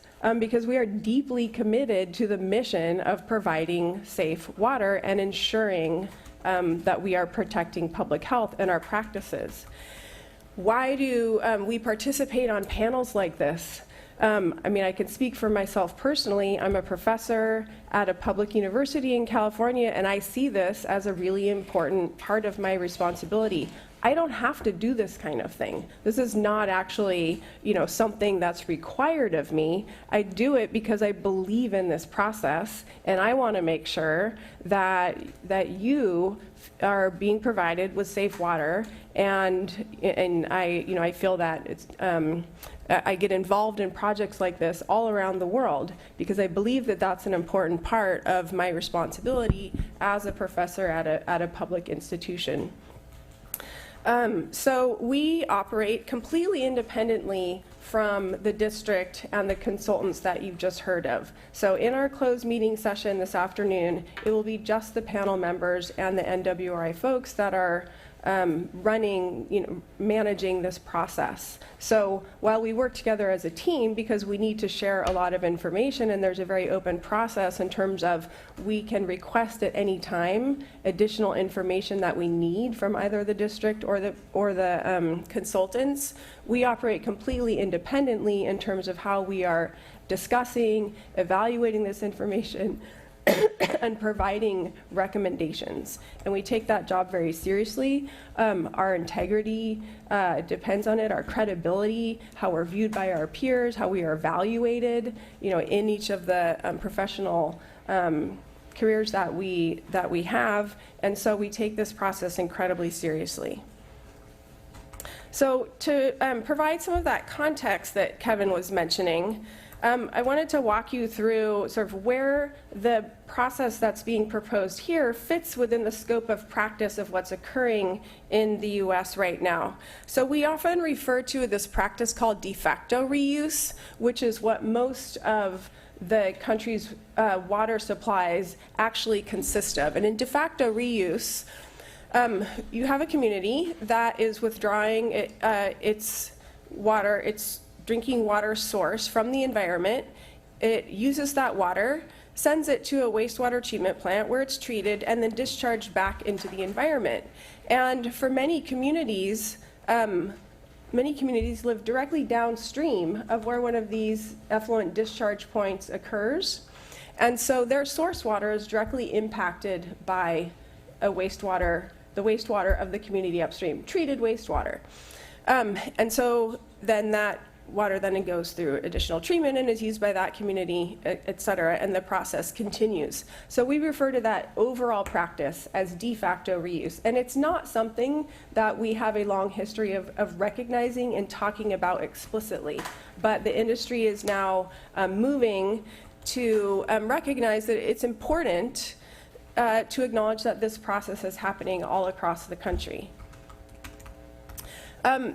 The practice of indirect potable reuse, which is being proposed here, is when the original water source, after it's used by the community, goes to the wastewater treatment plant and then to an advanced water treatment facility, and from there is then reintroduced back to the original drinking water source, and that can be either a surface water or a groundwater supply. So in your case, groundwater. You have to excuse me because I'm recovering from a cold. I feel fine, it just affects my throat a little bit. This practice of direct potable reuse is an emerging practice, and in that case, the water, after going through advanced water treatment, is returned directly back to the drinking water treatment facility, or even directly back into the pipes immediately. And so that is really a closed loop process. And there's also a potential to have small off-channel storage if that's available. So this is an emerging practice. Potable reuse has a long history in California, as you already heard in Sunny's presentation. So he went through a few of the specific projects that are operating in California. This map, which I know you can't read all the details, so let me just summarize what's on there for you. There are already 206 million gallons per day of water being reused for potable purposes, and that's all through groundwater augmentation. So there are 8 permitted projects, some of them in operation for more than 50 years. There are more than 15 projects in the evaluation or planning stages. Soquel Creek is one of those. Those are highlighted in the blue. And then in black are 3 projects that are in the planning stage for augmenting surface waters. And that is a newer practice that has just been in the process of being regulated in the state, being allowed. So to summarize where what's being proposed here fits in to the overall practice of water reuse, augmenting groundwaters is a mature practice. This is nothing novel, nothing new. It's been practiced for over 50 years. The regulations have been vetted over and over again by experts and through public review, and it is a well-established practice. The next practice that's listed under the state regulations, surface water augmentation, that is a practice that is just in the process of being implemented. So the state regulations are currently undergoing public review, and that process will close soon, and then those will go into implementation. These 2 last categories, raw water and treated water augmentation, those are what I presented as direct potable reuse, and the state is moving forward with developing regulations for that, but it is not currently permittable in the state. So that is an innovative practice. I wanted to further emphasize the technical approach behind the treatment processes. So both Sunny and Andy presented treatment trains to you that are the likely treatment train that would be used here in Soquel Creek. And I just wanted to put a little bit more science behind that. So the goals are to remove organic matter and trace chemicals, as shown in blue, and pathogens, as shown in green. And so if you walk through these different treatment processes, at the regular wastewater treatment plant, we perform primary and secondary treatment, and that is effective at removing organic matter, trace chemicals, and pathogens through all these different mechanisms. So one of the things that we do on the academic side, all the professors and students that work on this, is really digging into the details of exactly how those processes work. How do these treatment mechanisms work, and exactly how do they remove and break down all of these different types of contaminants? And that occurs through biodegradation, adsorption, and physical removal. And then there are all kinds of details behind those processes. The advanced treatment processes that is sort of the state of the mature practice for preparing water for groundwater recharge involve micro or ultrafiltration, which is very effective at removing pathogens. Reverse osmosis, also effective at removing pathogens and chemicals, and these are physical removal processes. As you heard from Sunny, they are membranes with very, very small pores, or in the case of RO, it's not even pores. These are porous, dense, polymeric structures that only allow the diffusion of very small chemicals, so particles cannot even get through these materials. And then finally, an advanced oxidation process, which is a very powerful process that uses ultraviolet light and hydrogen peroxide, which results in the production of hydroxyl radicals and other short-lived, highly reactive species, and a whole bunch of different reaction mechanisms are in place here that lead to the removal of both chemical constituents and pathogens. So when we look at this overall, this is a multi-barrier treatment, and the whole the engineering principle behind it is we're not relying on just one single process. We're relying, for every compound we're concerned about, there are multiple stages at which that compound is going to be degraded or removed, and altogether we have an incredibly robust treatment process. I next wanted to go through and just emphasize again how much development and review has gone into the evolution of this practice of potable reuse. So Andy already mentioned this report prepared by the World Health Organization, which, by the way, we tend to just kind of do our own thing in the US. The World Health Organization is actually what most countries in the rest of the world look to for guidance on their water and health-related practices. Dr. Cotruvo was one of the main scientists that authored this publication, but it was reviewed by, I learned from him last night, over 100 different scientists and engineers from around the world provided review of this document and looked at all the different aspects of this practice of potable reuse. And the guidelines that WHA came up with are actually much less stringent than what is already in place in California. And around the world, California is seen as having the most stringent regulations for water reuse. Also for drinking water quality, for that matter. So there's actually a lot of debate sometimes in other countries saying we can't afford to follow the California practice because we sort of go above and beyond. We do what's technologically possible and we can afford to go above and beyond. A lot of other countries really can't afford that, and so don't actually take quite as rigorous and strict of an approach as California implements. You have already been aware that California regulators support potable reuse, and so this just sort of repeats some of what I've already told you about the status of the groundwater rule, the reservoir augmentation criteria, and then how the state is moving forward with the criteria for DPR, which I'll highlight again in a moment. Interestingly, California is not the first, is sort of not going the farthest in the US with pushing, not pushing, but permitting potable reuse projects. So the state of Texas has already authorized and has operating 2 direct potable reuse projects. This is what's not even regulated yet in the state of California. And so a lot of additional analysis and independent review has gone into the development of those projects to ensure that they are safe. Andy also mentioned this NRC report.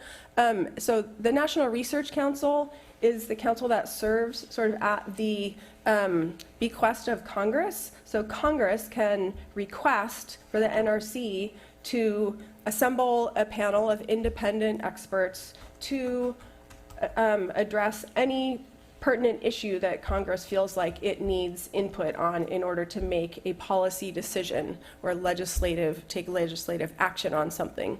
And so this panel report, what I want to emphasize about it is that through a comparative risk assessment, looking at the risks that exist in our current potable water supplies, and then evaluating the potential risks that could exist through the practice of potable reuse, the conclusion of this panel was that potable reuse can be even safer than our conventional water supplies.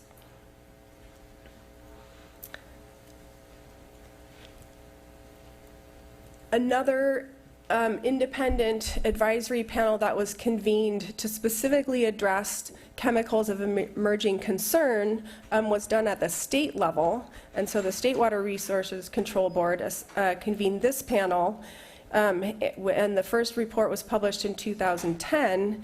And this panel had a more specific focus on reviewing all of the research related to these chemicals of emerging concern as relevant to recycled water, and again concluded that it was a safe practice with respect to the suite of chemicals to recycle water, assuming that the treatment and the engineering is done right? So we need to implement this practice correctly, but when done correctly, this is a safe practice, and this is an ongoing process, so a panel has been reconvened to continue to evaluate the research that's coming out and also how engineering practice has evolved, and we'll be issuing another report in 2018.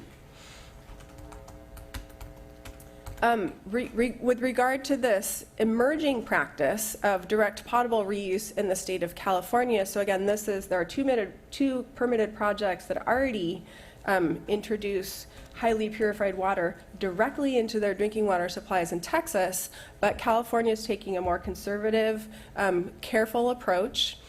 And so there was yet another panel that operated for a 2-year period, and I was asked to be a member of this panel. And so we spent a lot of work over that 2-year period, and our report was issued last year.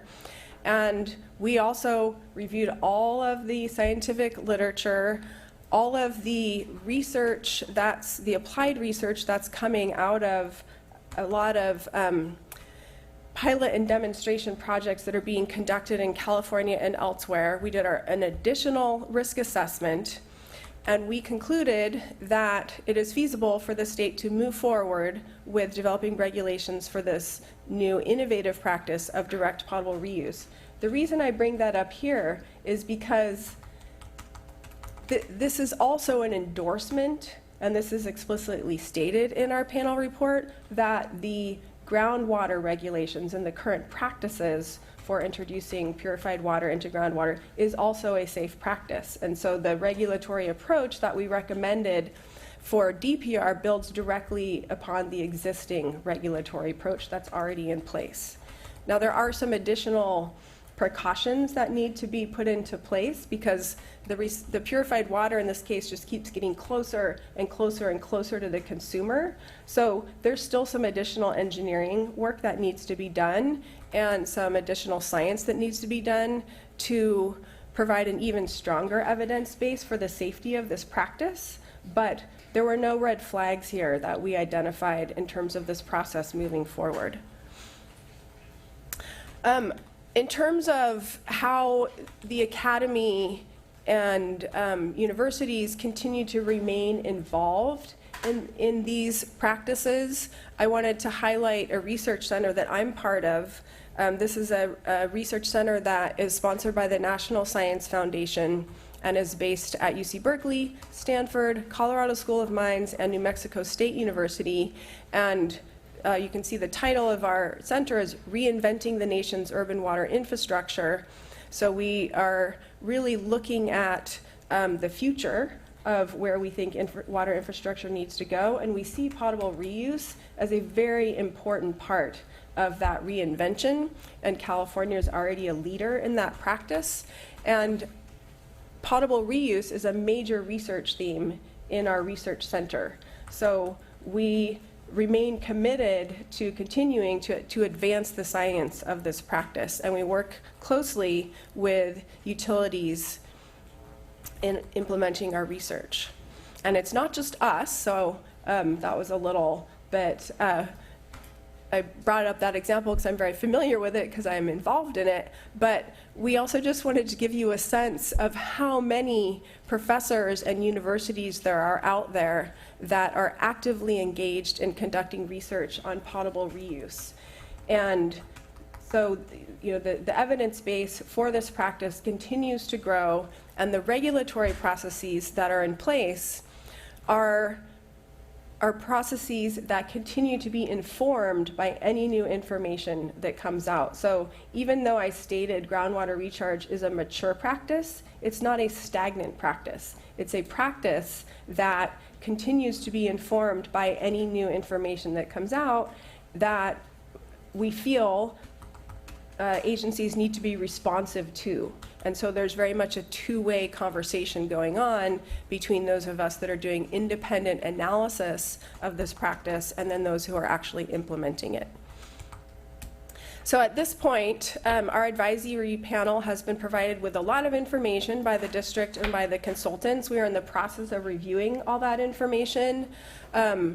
We are learning along with you as we've seen the presentations this morning, and then this afternoon we will be really deliberating on all that information and coming up with recommendations on the analysis that's already been done, as well as providing recommendations for any additional data gathering or analysis that we think still needs to occur for this process to move forward.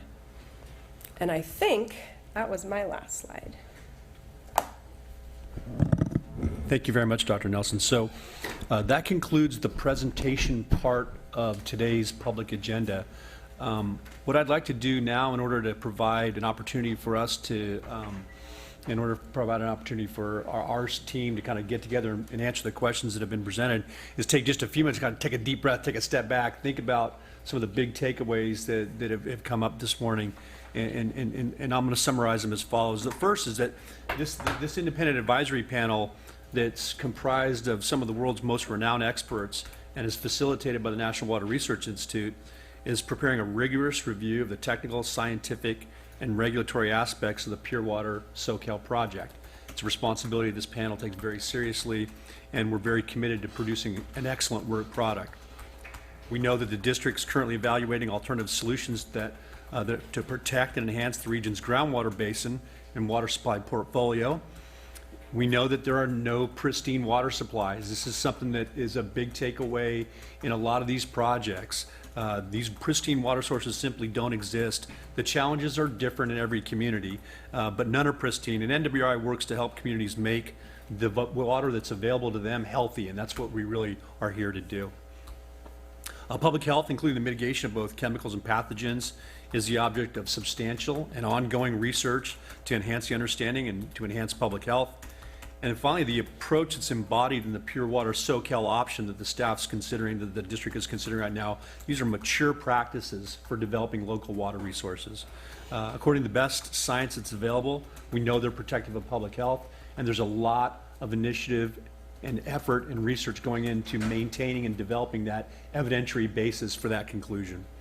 I appreciate you sticking with us. I also very much appreciate you working with us and allowing us to get through all this technical information. We're always very happy when we can collaborate and work with the community in a way that enables the real value of today's procedure, which are two: one, to hear this information about the project, and second, to give you an opportunity to interact with the panel as individual experts and learn more about the water supply challenges and your concerns. So with that, I'd suggest that we take about a 10-minute break. We'll reconvene a little before, we'll say at 5 minutes to noon. 5 minutes to noon, that'll give us a 15-minute break. Reconvene at 5 minutes to noon, and we'll begin the question and answer session a little early. So thank you very much. Everybody got through in time.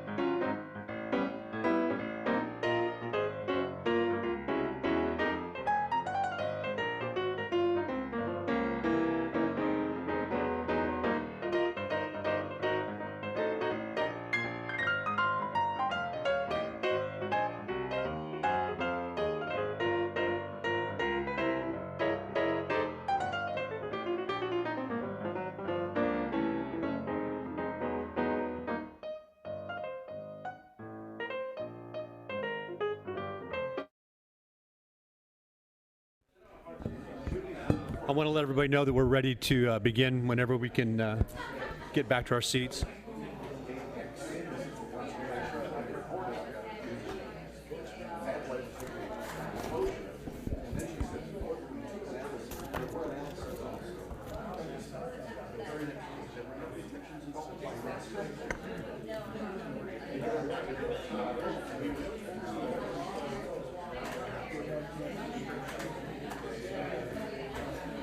All right, Joe, here we go.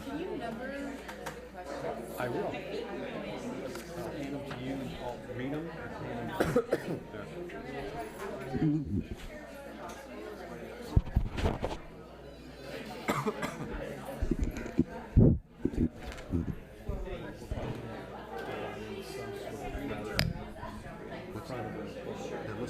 Oh, no, this is the agenda. Oh. All right, we're ready to get underway with the question and answer period. We could Could everyone take their seats, please? want to take your seats. They're being ignored.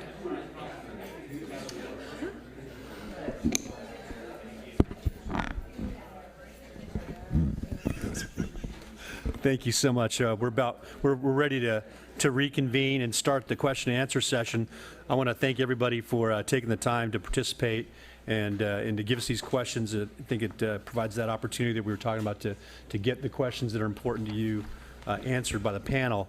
I want to remind everyone who's listening and in attendance that we looks like we have enough time to get to most of the questions, but there are a number of questions that are outside the scope of the expert panel's purview and outside of their charge. So we'll answer those questions separately online in the document and then again as an appendix to the report. And I also want to take just a moment to reintroduce myself. I am Kevin Hardy. I'm the Executive Director of the National Water Research Institute.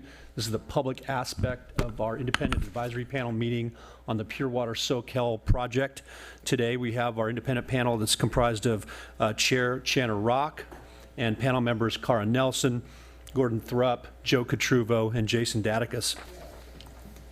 So with that introduction, we're going to start into the questions, and we're going to have it kind of informal. And I also would ask that if, in the same spirit we've kind of used today, which is to try to get as many questions as possible answered, that if you have a follow-up or question, feel free to supplement that, give it to us online. We'll keep that space open until the 27th of September, allow you to ask follow-up or supplemental questions if you feel like you wanted to get a little bit more information about the question you asked or one that someone else asked as well.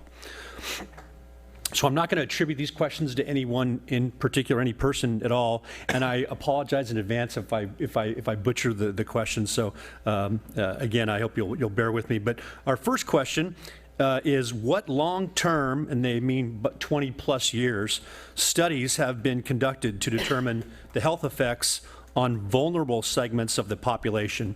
And I think this is a question for Dr. Catruvo. Thank you. It's a difficult question because, first of all, any kind of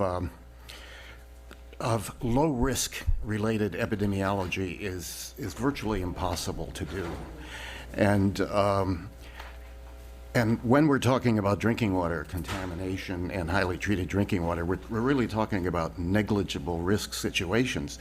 So trying to detect a negligible risk epidemiologically is impossible. Just to give you an example, it took about 25 years of debate and study for people to agree that there was a linkage between smoking and lung cancer. And, that's a high risk. So the point is, it's very difficult to do a study to prove unequivocally that there's not a significant risk, because the risks are not, if any, are not significant enough to measure at all. And so we use a more of a scientific approach. We analyze the components, we determine whether some chemicals say could be harmful if ingested at a high enough concentration at a long enough period of time. But I do want to say what you should have taken from Professor Nelson's presentation is that the real risks associated with drinking water are microbial, past, present, future. And that's why it's essential to have very significant, substantial multi-barrier technology to be sure that you're not having any risk from microbial transport. The chemicals are a concern, but they're more of a hypothetical concern because these technologies are so effective that they reduce the amounts to parts per trillion level. And we can't ascribe any risk, really, to things at parts per trillion, parts per billion, et cetera. So. Let me just add that, for ethical reasons, we can't apply the scientific method in the conventional sense to human populations because it's not ethical to go out and take a segment of the population and say, oh, we're going to give you a chemical that you're going to drink in your water for 20 years and these people aren't going to get it and then we're going to see what happens to you. So if there's any reason to believe that that could cause an adverse health effect, you can't do that study. So we're also limited in the tools that we have in order to actually conduct studies on human populations. Thank you.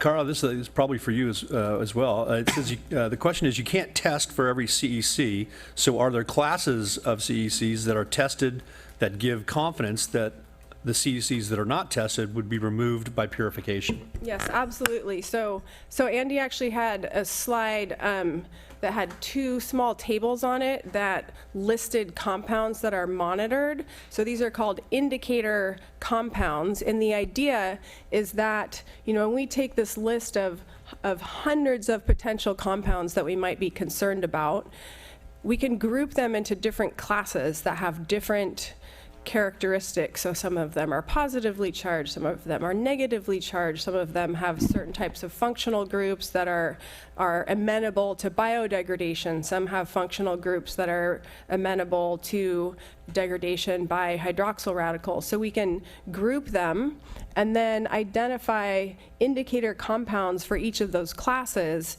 and then monitor those. And the other important thing for an indicator compound is that it has to be present. So some of these compounds that we're concerned about may only be present periodically. And so if you don't find them, that doesn't actually indicate that it was removed. It might not have been there in the first place. So we also, for identifying an effective indicator compound, we look for a compound that we expect to be there. So caffeine, for example, always there.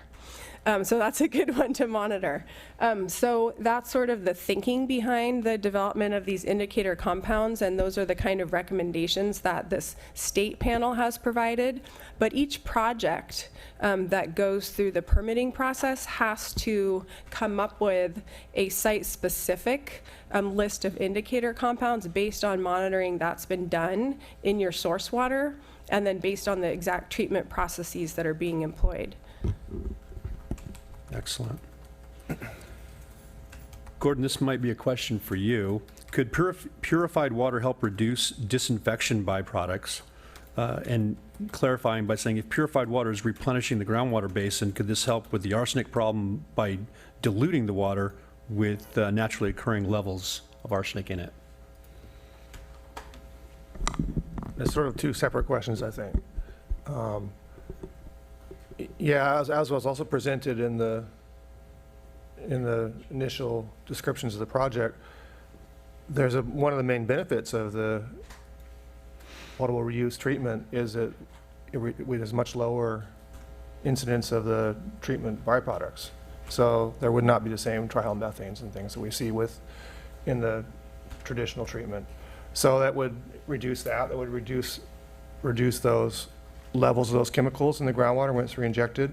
And then as also was discussed a little bit with there's naturally occurring arsenic in the water, and that's mobilized depending on the pH of the water is a factor of that. And so they also will do specific treatment of the water for the location they're injecting it to help minimize the chance of that. So that's also a very site-specific case, but they're putting in that water at the pH that will help to minimize that dissolution will also improve the water quality. Jason may have more to offer on that too.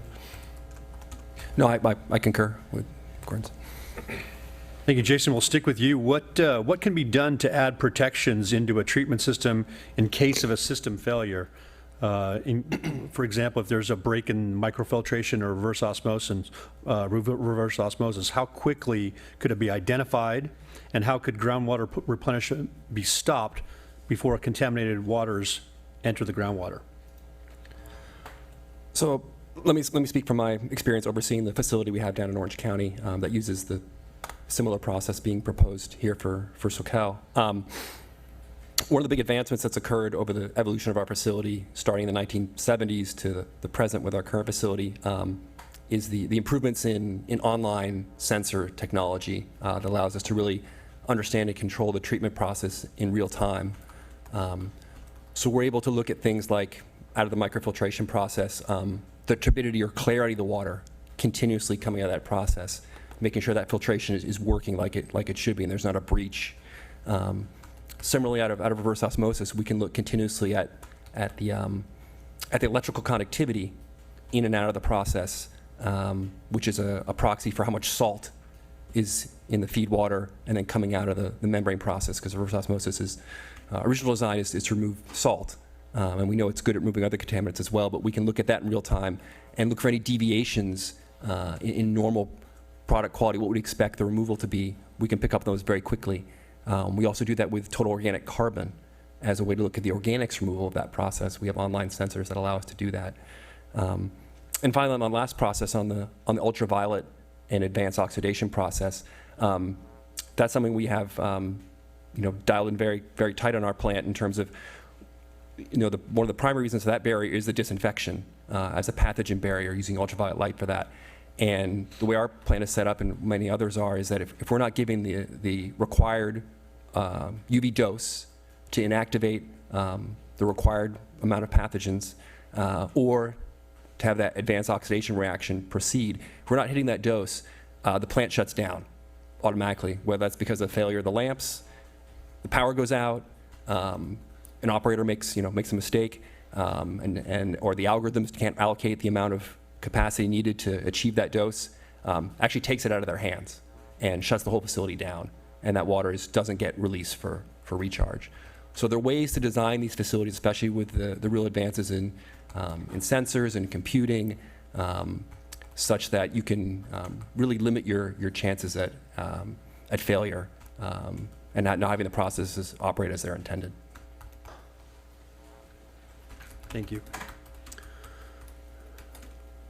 Joe, this is probably a question for you.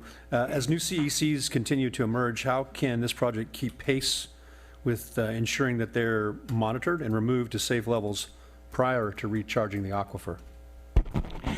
Could I just add one more point to the previous question that I was received on the epidemiology? The situation really is, by very careful measurement, that the quality of the water that's produced through these advanced systems is really significantly better than the quality of the water that comes out of just about any conventional surface water supply anywhere in the world. And so, in terms of, apart from the microbial, on the chemical side, and like was said, there are fewer disinfection byproducts because there's not enough carbon there for it to react with to produce more. And because of all these membrane processes, it takes out essentially just about anything's there. Conventional treatment technology for drinking water for millions of people, billions of people around the world, doesn't include any of those technologies. So it's significant benefits achieved in that regard, in terms of, actually, regardless of source, the finished water is better. On the CECs, it's a challenge because, like you say, there are new chemicals that do get produced regularly. However, they're not really individually unique, you might say. As Kara said, there are ways of designing technologies to deal with whole categories of chemicals and using surrogates measurements so that you can show if this, say sucralose, if this number is down to here compared to what you started with, all of these other things are gone too.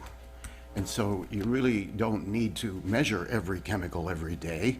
What you need to be sure of, as Jason said, is that you have processes that allow you to keep very close tabs on what's happening to that technology as it's proceeding. Real-time monitoring. However, it is important to stay vigilant. So let's suppose there are some unusual new chemicals that come along that have unusual properties.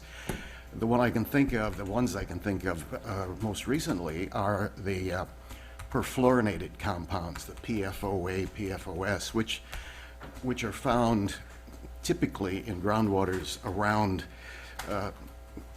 military air bases, where they use them for firefighting and such, and they get into the groundwater and they're extremely stable. And they're really unusual in several respects.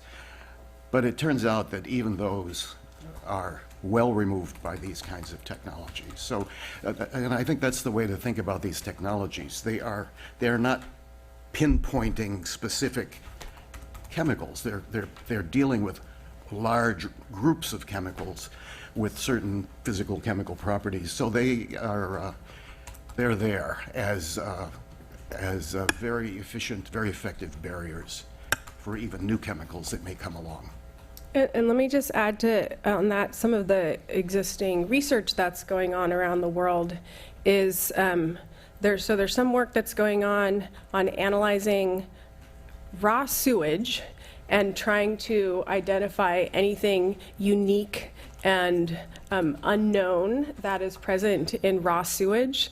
For example, in Singapore, where they rely heavily on potable reuse as one of their main sources of water, they're doing a lot of current research, developing even new analytical techniques to look for unknown compounds in their raw source water, their sewage water, as well as in the final product water.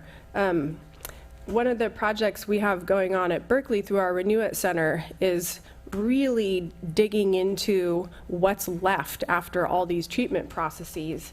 And we are getting close to being able to close, with the technical way we say this, closing the mass balance on all of the organic carbon that's left in that water. So we can already, like if we get a measurement of 10 micrograms per liter of TOC in the final effluent, we can already account for about 60% of what that is by individual compounds that are left.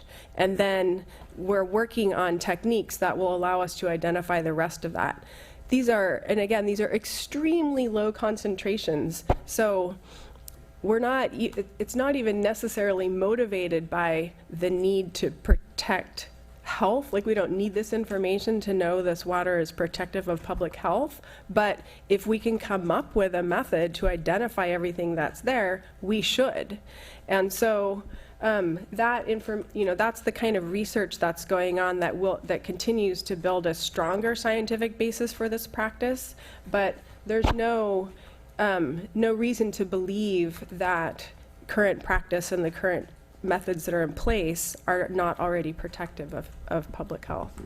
Could I add? I think there's a fairly good bet, and I don't know what 60% you're measuring, but I think there's a fairly good bet that what is being found in the other 40% are pretty simple common chemicals like acetic acid, that's vinegar.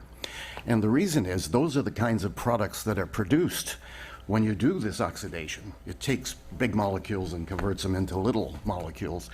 And some of those are small enough that they might get through some of the reverse osmosis membrane, but they're all innocuous things. They're all standard, simple chemicals. The big chemicals, like pharmaceuticals, get destroyed.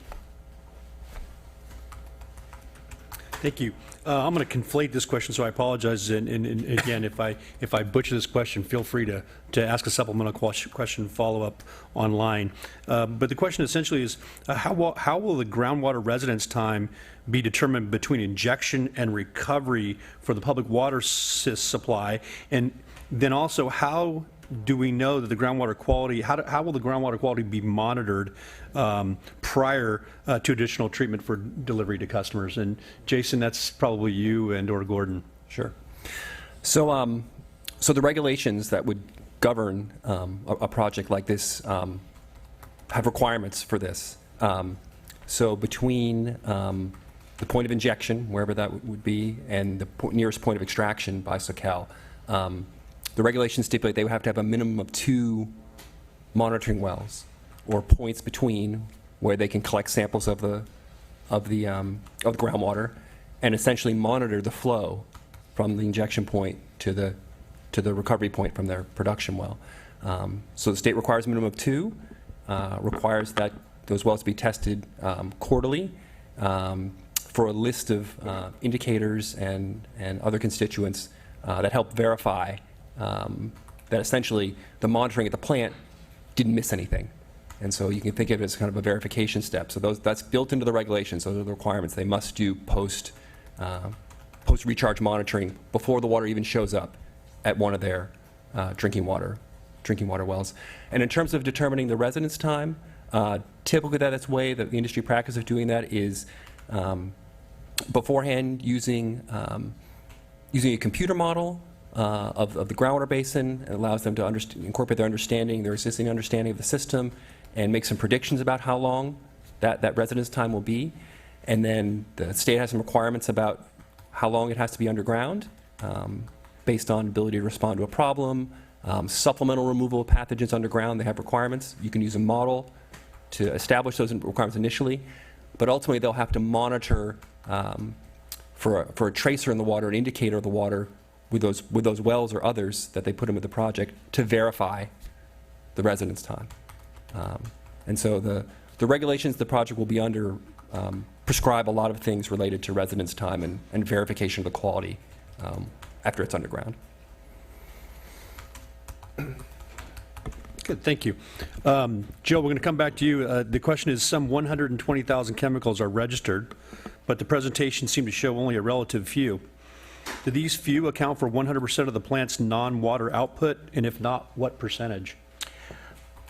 Well, of course, nobody knows the answer to that. It's a kind of a philosophical question when you get down to it. Yes, there are somewhere between 80 and 120,000 chemicals that are somewhere in commerce. Many of those are in very, very small quantities. There are some that are called high-volume chemicals. So the probability of those being into any particular water supply is really quite small. And the analytic technologies that exist now are very, very capable of identifying virtually all of the things that are present.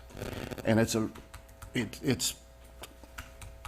something significantly less than the thousands. And in fact, most of the chemicals that are detected at trace levels in drinking water are disinfection byproducts that come from chlorination that's commonly used. And so, and again, this kind of water that's being produced has such a small amount of the organic carbon, which is what reacts with chlorine to produce the disinfection byproducts, that it produces significantly less of those kinds of things, and you could say hundreds less than those that you would have gotten in a typical surface water supply around the country. So,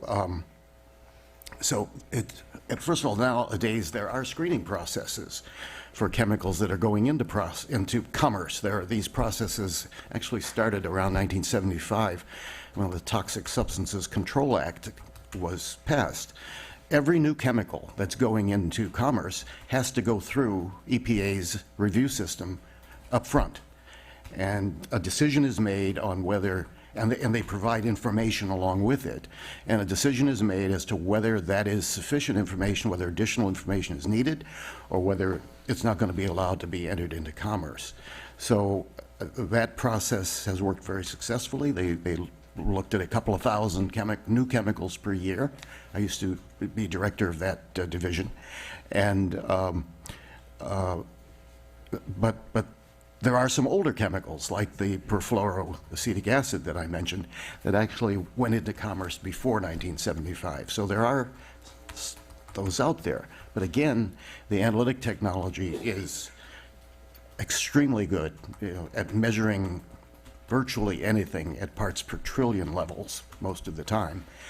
And it keeps getting better. So, I mean, we have to be very candid.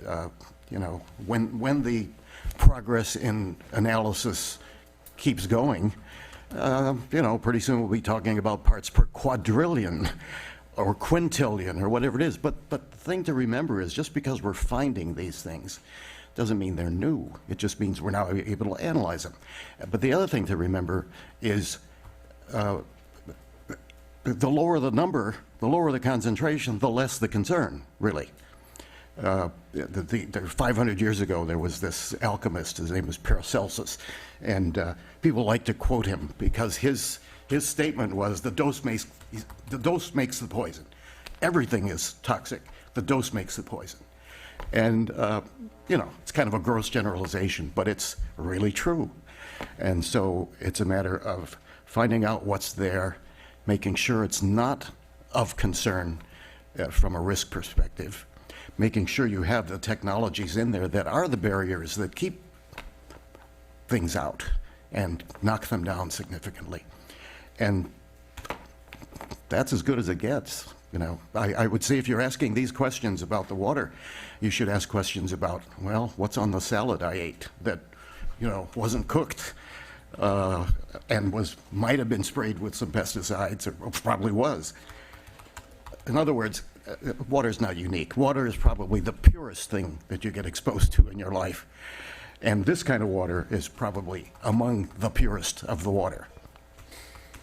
So I just want to point out that, as all the panelists have talked about, the intensive monitoring programs that go into projects like this and the reliance on what's going on in the state of the science, looking at projects similar and looking at developments of new technologies or new detection limits, that whatever Soquel's path forward looks like after, panel comments on the potential pathways or the structure of that, design, construct, implementation. Their job is not done. They don't just walk away and say, oh, we looked at this list and we met all these requirements. Their job is to be proactive and to enhance those monitoring programs and their source water quality, continually evaluate their treatment technologies, and to continuously prove that that water is safe for public consumption. And I think it's important to recognize that they're committed to that process, and that part of our process of the panel is to inform that and to look at what those recommendations would be moving forward. Excellent. Thank you. Gordon, we'll throw this question to you, at least for a start. What were the soil depths explored for the geological studies to explore the aquifer chemistry, and why weren't the proposed injection sites sampled? The analysis of the soil was done on archived cores and cuttings from borings that were drilled for wells in the past. And the depths of those wells range from a couple hundred feet to nearly 1,000 feet, I believe. They don't have soil cuttings or samples of the aquifers at the current injection locations because there's not a well there in some cases, or they don't have the archived core if there is a well there.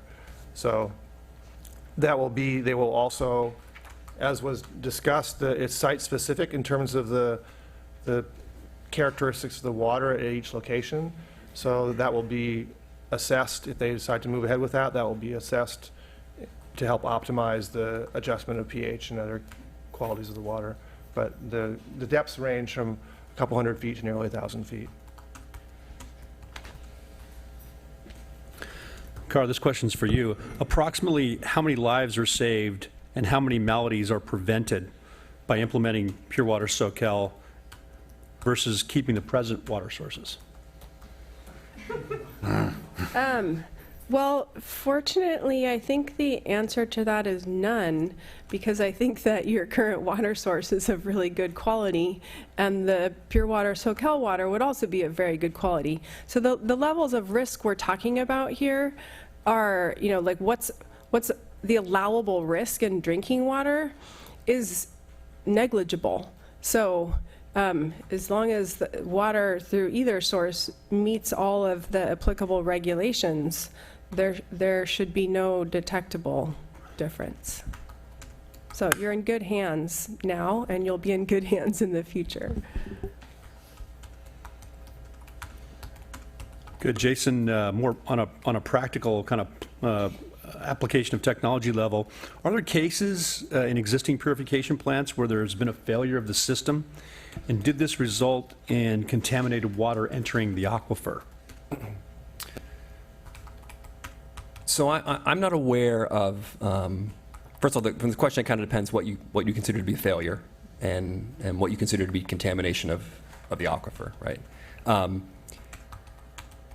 In a larger scale sense, I'm not aware of a treatment failure as defined as the treatment process not operating as it was intended or designed, leading to untreated or lesser treated water entering the aquifer and causing contamination through that. As I mentioned in my earlier comment on failure, there's a lot of systems and sensors set up in these type of plants to prevent that from happening, and they work. And so I think, especially in our current facility, we've not had an instance where a failure went undetected and led to contamination of the aquifer. I will say, though, that in our prior facility that Sonny mentioned in his presentation, the facility operated since the 70s through the early 2000s, smaller facility known as Water Factory 21, had less robust treatment at that time. The technology wasn't as advanced. And we did notice in the early 2000s, once an analytical method improved, we did notice the occurrence of a compound known as N-nitrosyl dimethylamine, or one of the nitrosamines, which is a known carcinogen, very small molecule that was able to not be well removed by reverse osmosis membranes that were used in industry at that time. And at that time, our project didn't have the supplemental ultraviolet light and advanced oxidation process barrier at that time. It wasn't required in the regulation. And so once we were able to look for that contaminant, we did find it occurring in our facility and in some of the nearby groundwater where we've been injecting the water. We were fortunate that NDMA exhibits biodegradation once it's in the subsurface, so it was really only a very limited extent near our injection barrier where we found this occurring. Once you went out of an appreciable distance, we couldn't detect it.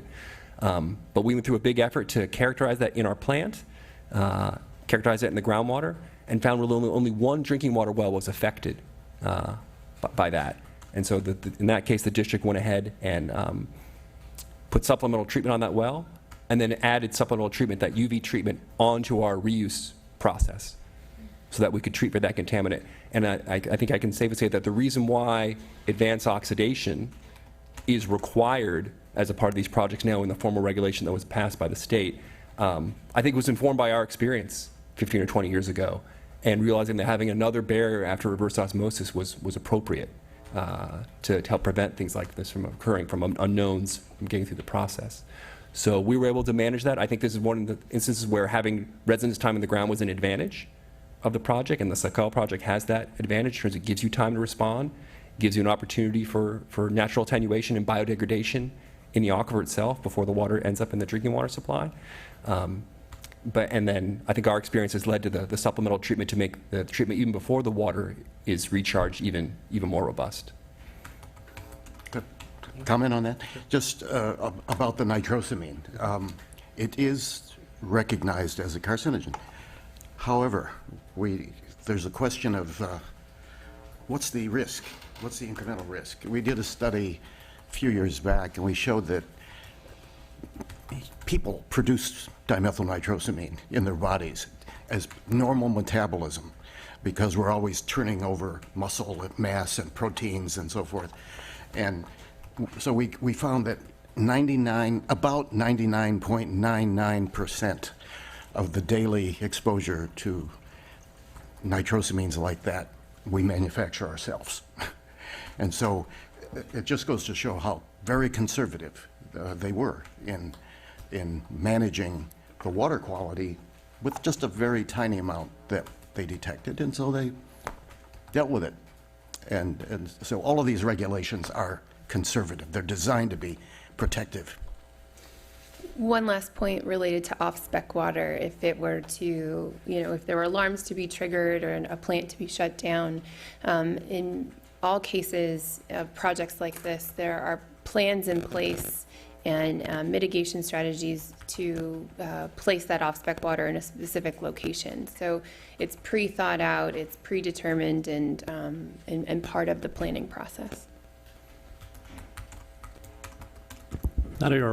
Not only as our panel experts, but they're also prescient, as the next question was that I'm concerned to learn about what fail-safe procedures can be put in place post-treatment process to ensure that water quality will be maintained, and even in the case of the catastrophic failure.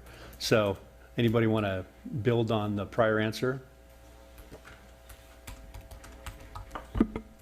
I would just kind of highlight some of the things that the other panel members have said so far. Just the online process monitoring, the facilities are robust to try to prevent that.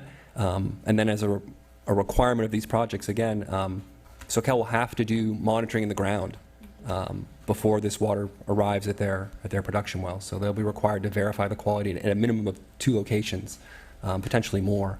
And so there's opportunities for them to be able to assess the water quality and really know what's coming to their potable wells well in advance of actually serving that water. I mean, I think that you can also think of it as if somehow, the way they're described, is highly unlikely that there would be catastrophic failure that would last for any amount of time. But even if it did, and the water was the tertiary wastewater treatment without the additional treatment was injected into the groundwater, it would be mixed with other groundwater, and the residence time and natural treatment in the aquifer would attenuate the chemicals and the pathogens. And in a way, that's not much different. It's the same as what happens already with influence of wastewater that's discharged to surface water and then is recovered by wells near the surface water rivers and streams, as Cara described before too. So there's a natural buffer, even if that occurred, although there's certainly technology to make sure it doesn't. Gordon, if we'll stay with you, maybe a little broader question. Can you explain the process through which CECs are degraded as the purified water moves through the aquifer, and how much travel time and distance is required for such degradation? It occurs by a variety of mechanisms. I mean, the simplest is just dilution with other water. But there's absorption of different chemicals to the aquifer materials, to the chemicals in the rocks and the sands. There's biologic reactions where the chemicals are used essentially as a food for the production of different microbes and things. So I mean, there's a lot of mechanisms that are both chemical and physical, and there's a huge capacity for that in the aquifers. So I mean, I think a lot of the people here can speak to that more than me, because I'm not that much of a chemist. Well, just a general thought. What this is all about, all of this technologies, what we're really doing is mimicking and speeding up what nature does to purify water. And it involves those processes, sorption, oxidation, metabolism by various processes, filtration as the water is moving through the soil or through the filter. And so what we're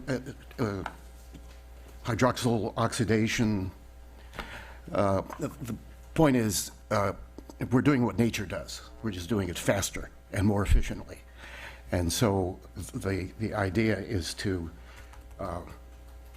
be able to detect if something isn't exactly right. As Jason said, he listed a whole series of real-time sensors that they use throughout the process to make sure that it's working the way it's supposed to. And if on the extremely highly improbable situation that something goes significantly wrong, plant turns off, water can be diverted. It's a very robust system. I would just add one more thing. In Andy's presentation, he showed the CC monitoring results from a number of facilities and showing, large numbers of non-detects and very few detections coming out of these facilities before recharge. I can say based on our experience in Orange County that verification monitoring we do once the water is in the ground, but before it reaches a potable supply well that's served to the public, our monitoring has shown even fewer detections of those once you look in the ground, kind of indicating that to the extent that those are not removed completely by the above ground treatment, the subsurface can serve as a good supplemental barrier based on our monitoring data. Thank you. Carl, what's the probability in terms of percentage that Pure Water Soquel will be direct potable reuse and not indirect potable reuse within the next 6 years?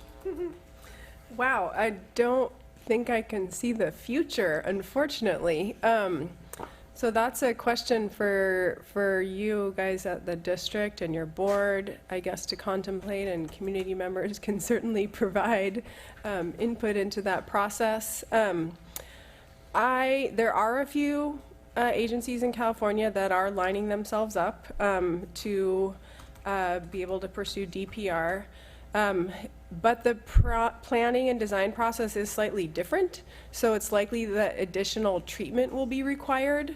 So it's not like you could just take a groundwater recharge project and change the plumbing and stick that water into the pipes. So there will be some additional treatment barriers required. And the permitting process is going to be a bit more onerous. So if the district pursues the process to permit and start designing the groundwater recharge project, they won't be able to just switch to DPR. You would have to initiate a whole nother process. And maybe it's something you want to look at. Maybe it could save you money. But that's a whole nother conversation. I'd just like to add that there's also a benefit to the injection to the groundwater, as has been mentioned, to help counteract seawater intrusion. And that can be done in selective locations to help optimize that. So, and that's going to, and getting the basin into balance is a requirement by the state SGMA, the groundwater management laws. So that's a benefit as well to the indirect use. Good point. Thank you. Move on, Joe. I think this is going to be for you. One of the members of the audience is interested to know what was the funding source for the 1975 and 2017 World Health Organization studies and reports. Oh. Well, World Health Organization, at least the drinking water side of World Health Organization, really operates on a shoestring. And so usually when they're producing guidelines, some number of countries, there's never any commercial contribution received, but some number of countries will contribute some cash because there is a subject that they want an evaluation of. And so there are, and it varies, but more recently, some of the major funding countries have been Germany, Singapore. Singapore actually funded most of the water reuse guideline that was mentioned earlier. Scandinavian countries typically put in money. U.S. sometimes puts in money, but not so recently because of budget constraints. So they're always funded by, as far as I know, national governments, national environment agencies, or whatever. Never, they do not accept money from anybody that has any commercial interest in the outcome. Interesting. Thanks. Jason, I think this is a question for you. And we're kind of getting a lot of answers for you on the practical side of this, which is encouraging.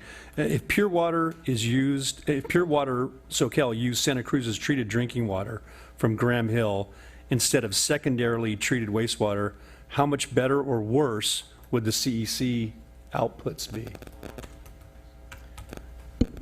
So if I'm understanding the question correctly, I would think if you just compare the treated drinking water to some of the predicted water quality that the district and the consulting team put together for pure water, if you just compare those two, for things like disinfection byproducts, which we've talked about, and probably a broad range of inorganic and organic constituents, the pure water water quality is quantifiably better. Both meet standards.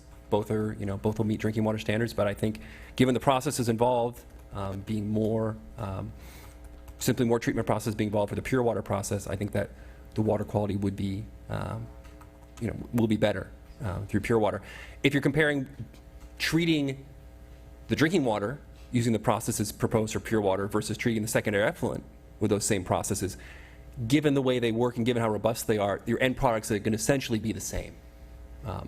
After you've gone through reverse osmosis, after you've gone through the advanced oxidation process, I think you're looking at very comparable waters because those processes can handle a whole range of very challenging feed water to them, and yet end up with very equivalent products at the end.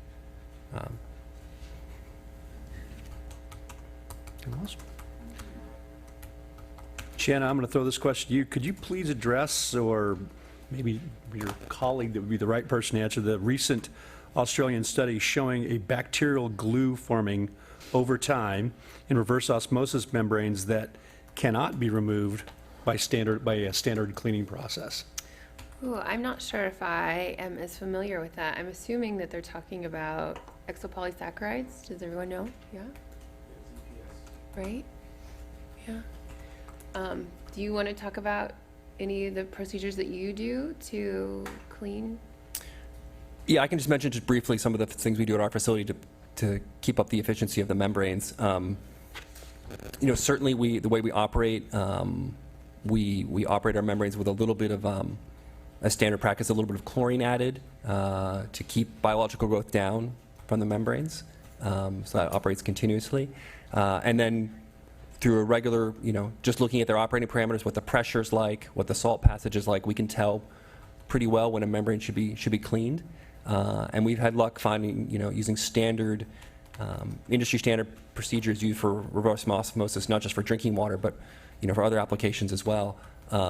Just doing a light chemical cleaning every 6 to 12 months, removing the buildup of debris on those membranes, including the biofilms, which I think this question is alluding to. We found if you pre-treat the water through something like microfiltration, and then follow that regular cleaning interval, you can keep the efficiency of those up through their life of use. Just one thought. It's not necessarily all bad because, for example, things like membrane filtration or microfiltration rather, or ultrafiltration actually work better when they have a little accumulated material on them. They remove viruses, and they're not supposed to, because of the size of the pores, such as in microfiltration. So you get very substantial removal of viruses just because there's some of those pores get filled with some of this accumulated material. So it's not all bad. Thank you. This question has to do with the projects in the Los Angeles area that would include the Orange County groundwater replenishment system. Have these projects resulted in an improvement in overall water table or saltwater intrusion? So I think we got to think about both concepts of the water table and also saltwater intrusion. Just speaking from Orange County's perspective, I can say yes. I mean, the reason why we have a seawater intrusion barrier that's functional right now is because of the recycled water supply we have. And fortunately for us, at the scale we operate, producing water like this at a relatively large scale, there's an economic advantage as well. Our only alternative would really be to purchase additional imported water and use that to inject and create the barrier. But we're able to create our own higher quality source at a lower cost. So it's really a win-win for us from a water quality perspective. And in terms of just keeping the water table up, yeah, we count, you know, the agency I work for is a groundwater management agency. And so our responsibility is to keep, you know, the aquifer level at a reliable level, you know, draw it down during droughts when appropriate, but then really try to fill it back up when supplies are more available. And the project really lets us have a reliable supply of replenishment that we can count on, so that when we look at sustainability of our basin, the recycled water is a major component of allowing us to, you know, allow a certain amount of pumping from the basin that is sustainably replenished over time. And so the project is work well for us because it is reliable, right? It's not as drought dependent as our local surface water and recharging that. Purchasing imported water can, you know, in droughts can be restricted. We can really count on this locally controlled supply of water that keeps our basin sustainable. I have a question for the panel. We've talked a lot, we've kind of danced around this issue of monitoring and understanding the health status of the water. Can someone on the panel talk about some of these emerging monitoring and other strategies that help us understand the health of water, bioassays, next generation sequencing? Talk a little about that and maybe help the public understand where some of this research is headed in the future for these more advanced monitoring techniques. To go first. Want to ingest that first? Yeah, sure. So I'll start. So my background is in microbiology. We're constantly looking at new technologies and techniques to evaluate water sources, specifically looking at wastewater treatment processes and drinking water treatment processes. Some of the technologies that we're moving into, which was mentioned, is related to next generation sequencing, or what we like to group as molecular technologies. Basically, what this means is we're looking at the DNA or the RNA of those microorganisms. One, to tell us who's present, and then two, to tell us the quantities of those, the potential presence of those. A lot of effort has been placed recently on application of these new technologies into the water treatment and wastewater treatment scenarios. But there's still lots of questions. And so although we can detect a wide variety of microorganisms using these technologies, what we're going back and looking at now is, what does this information mean? Largely what we're trying to do is find the needle in the haystack, or alternatively find something that's a good indicator, as Cara talked a little bit about earlier. One of the things we don't have a good concept of is, because we're looking at just the genetic makeup of those microorganisms, the DNA or the RNA, we can't tell if that organism is living or dead. And that matters when we're talking about public health and we're talking about risk and risk assessment. So while these technologies are good to inform the research end and eventually move down a pathway of how they're going to be implemented, they're not at a place that we could use them for regulatory purposes. A word about bioassays. The World Health Organization guideline did talk about that fairly briefly. And basically what it said, and I can tell you that the people who were involved in it were some of the advocates of the use of bioassays in water assessment. And what they essentially said was, there are 100 or more different published bioassay experimental techniques that have been discussed and applied, and you know, typically they're involving exposing a chemical to some cellular system, some synthetic cellular, not synthetic, but a cellular system, not a whole animal. And so they're really looking at what happens at the mechanistic level. What happens, you know, if this molecule interacts with that molecule, interacts with DNA, whatever. The overall conclusion was that, yeah, these are interesting, but they're really not refined to the point where you can actually select a few of them that are capable of helping you make decisions as to what's the significance of the number or the result that it gives you. And so it's sort of interesting, it's for the future, It's at the biochemical level, but not ready for prime time, let's say.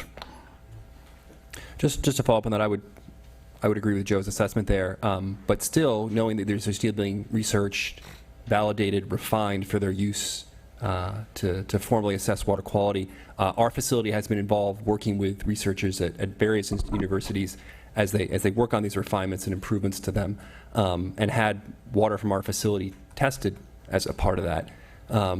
And the results, some of which have been published in the scientific literature, some which are still going to be coming out.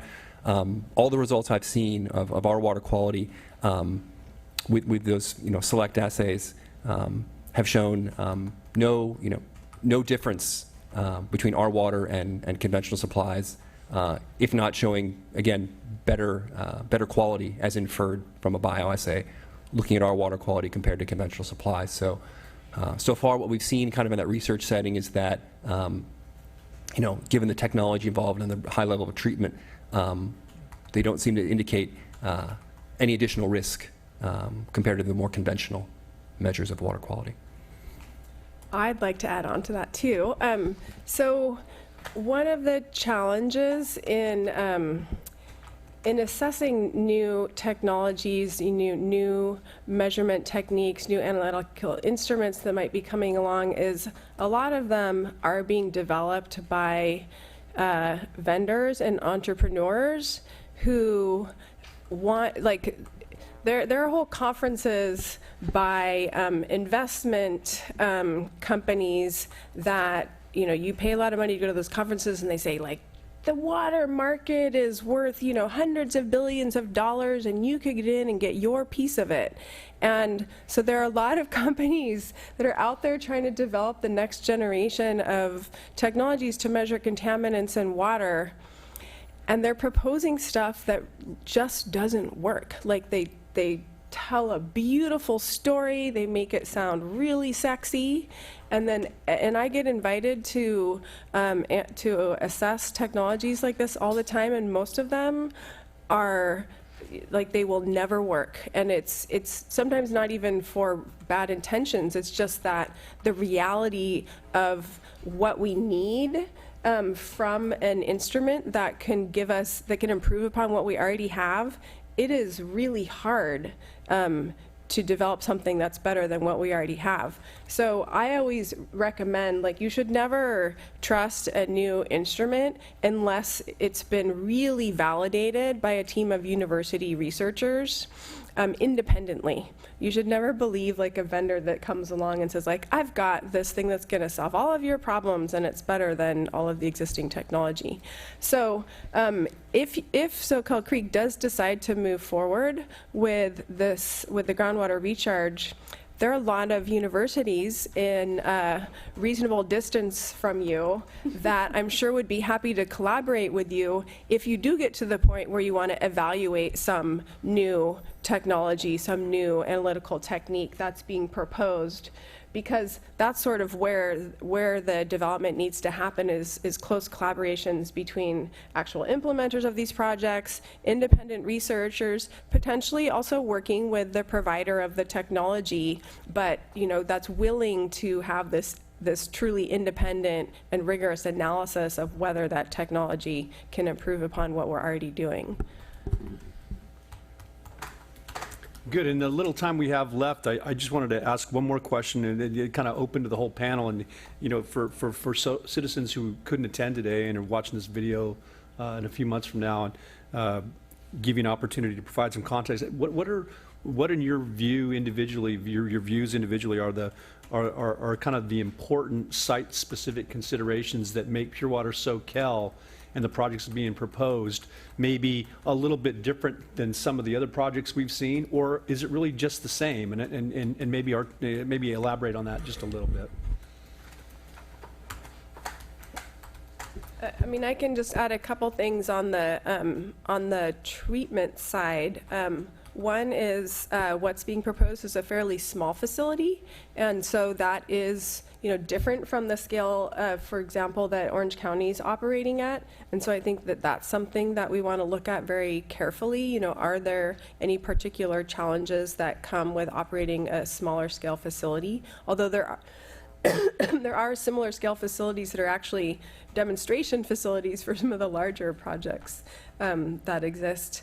And another one is every single wastewater treatment plant is unique. The source water quality is unique and the wastewater treatment process is unique. So we toured the Santa Cruz wastewater treatment plant yesterday, and we'll be looking very carefully at the quality of the water and the performance of those treatment processes.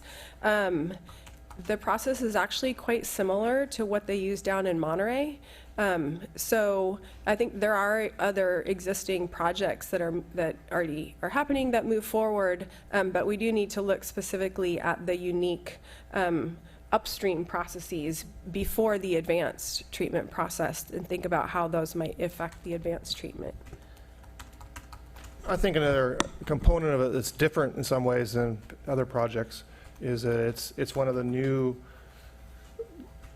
examples of where the state's requirements for sustainable groundwater management are being implemented. So it's a component to achieve sustainable groundwater management for the Soquel and Santa Cruz area.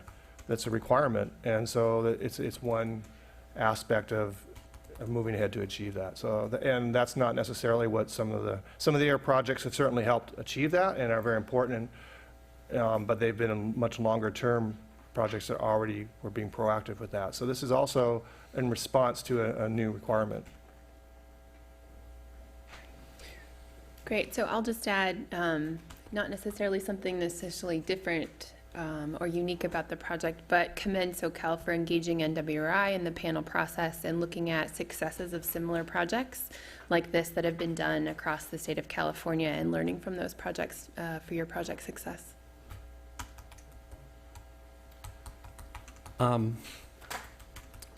to think of anything that hasn't been covered. I would say every partnership is unique between the agency that may be doing the purification side and the agency that does the wastewater treatment.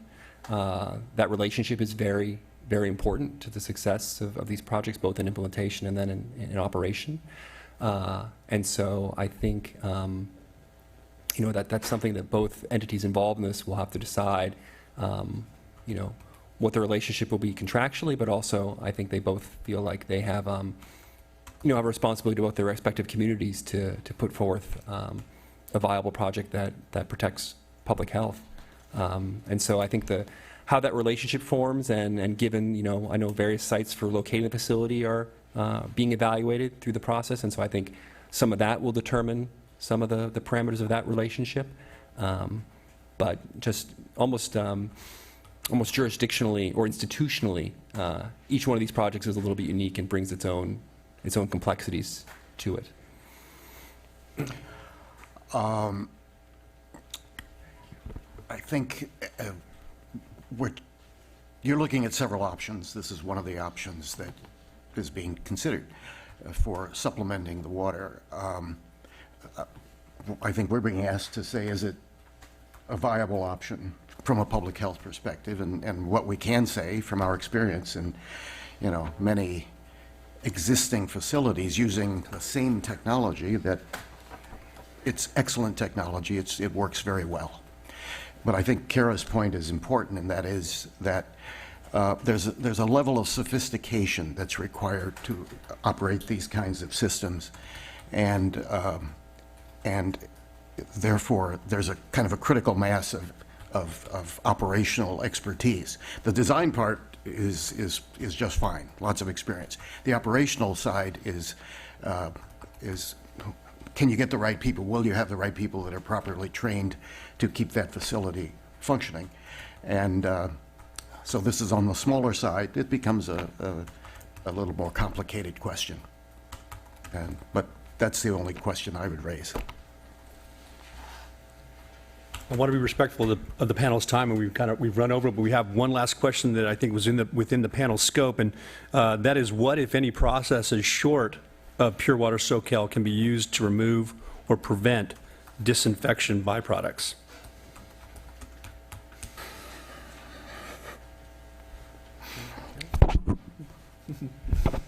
Well, I'll just admit it. I actually wrote the trihalomethanes regulation back about 150 years ago, it seems like. And the intent of that regulation is to kind of put the lid on all of the byproducts. We use THMs and then ultimately the HAAs, as you heard. Those are indicators. Those are chemicals that you can easily measure, and the idea is if you are reducing them, then you are likely reducing many of the others too. So that's what that regulation is about. So how do you reduce them?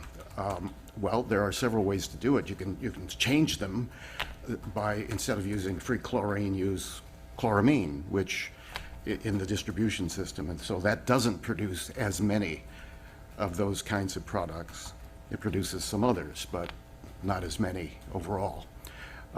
You can use granular carbon to treat and remove or reduce the organic carbon that's going in, so that when you add the chlorine, there's not much there to react with to produce the byproducts. You can use reverse osmosis, which does a great job of reducing the organic carbon, the same thing.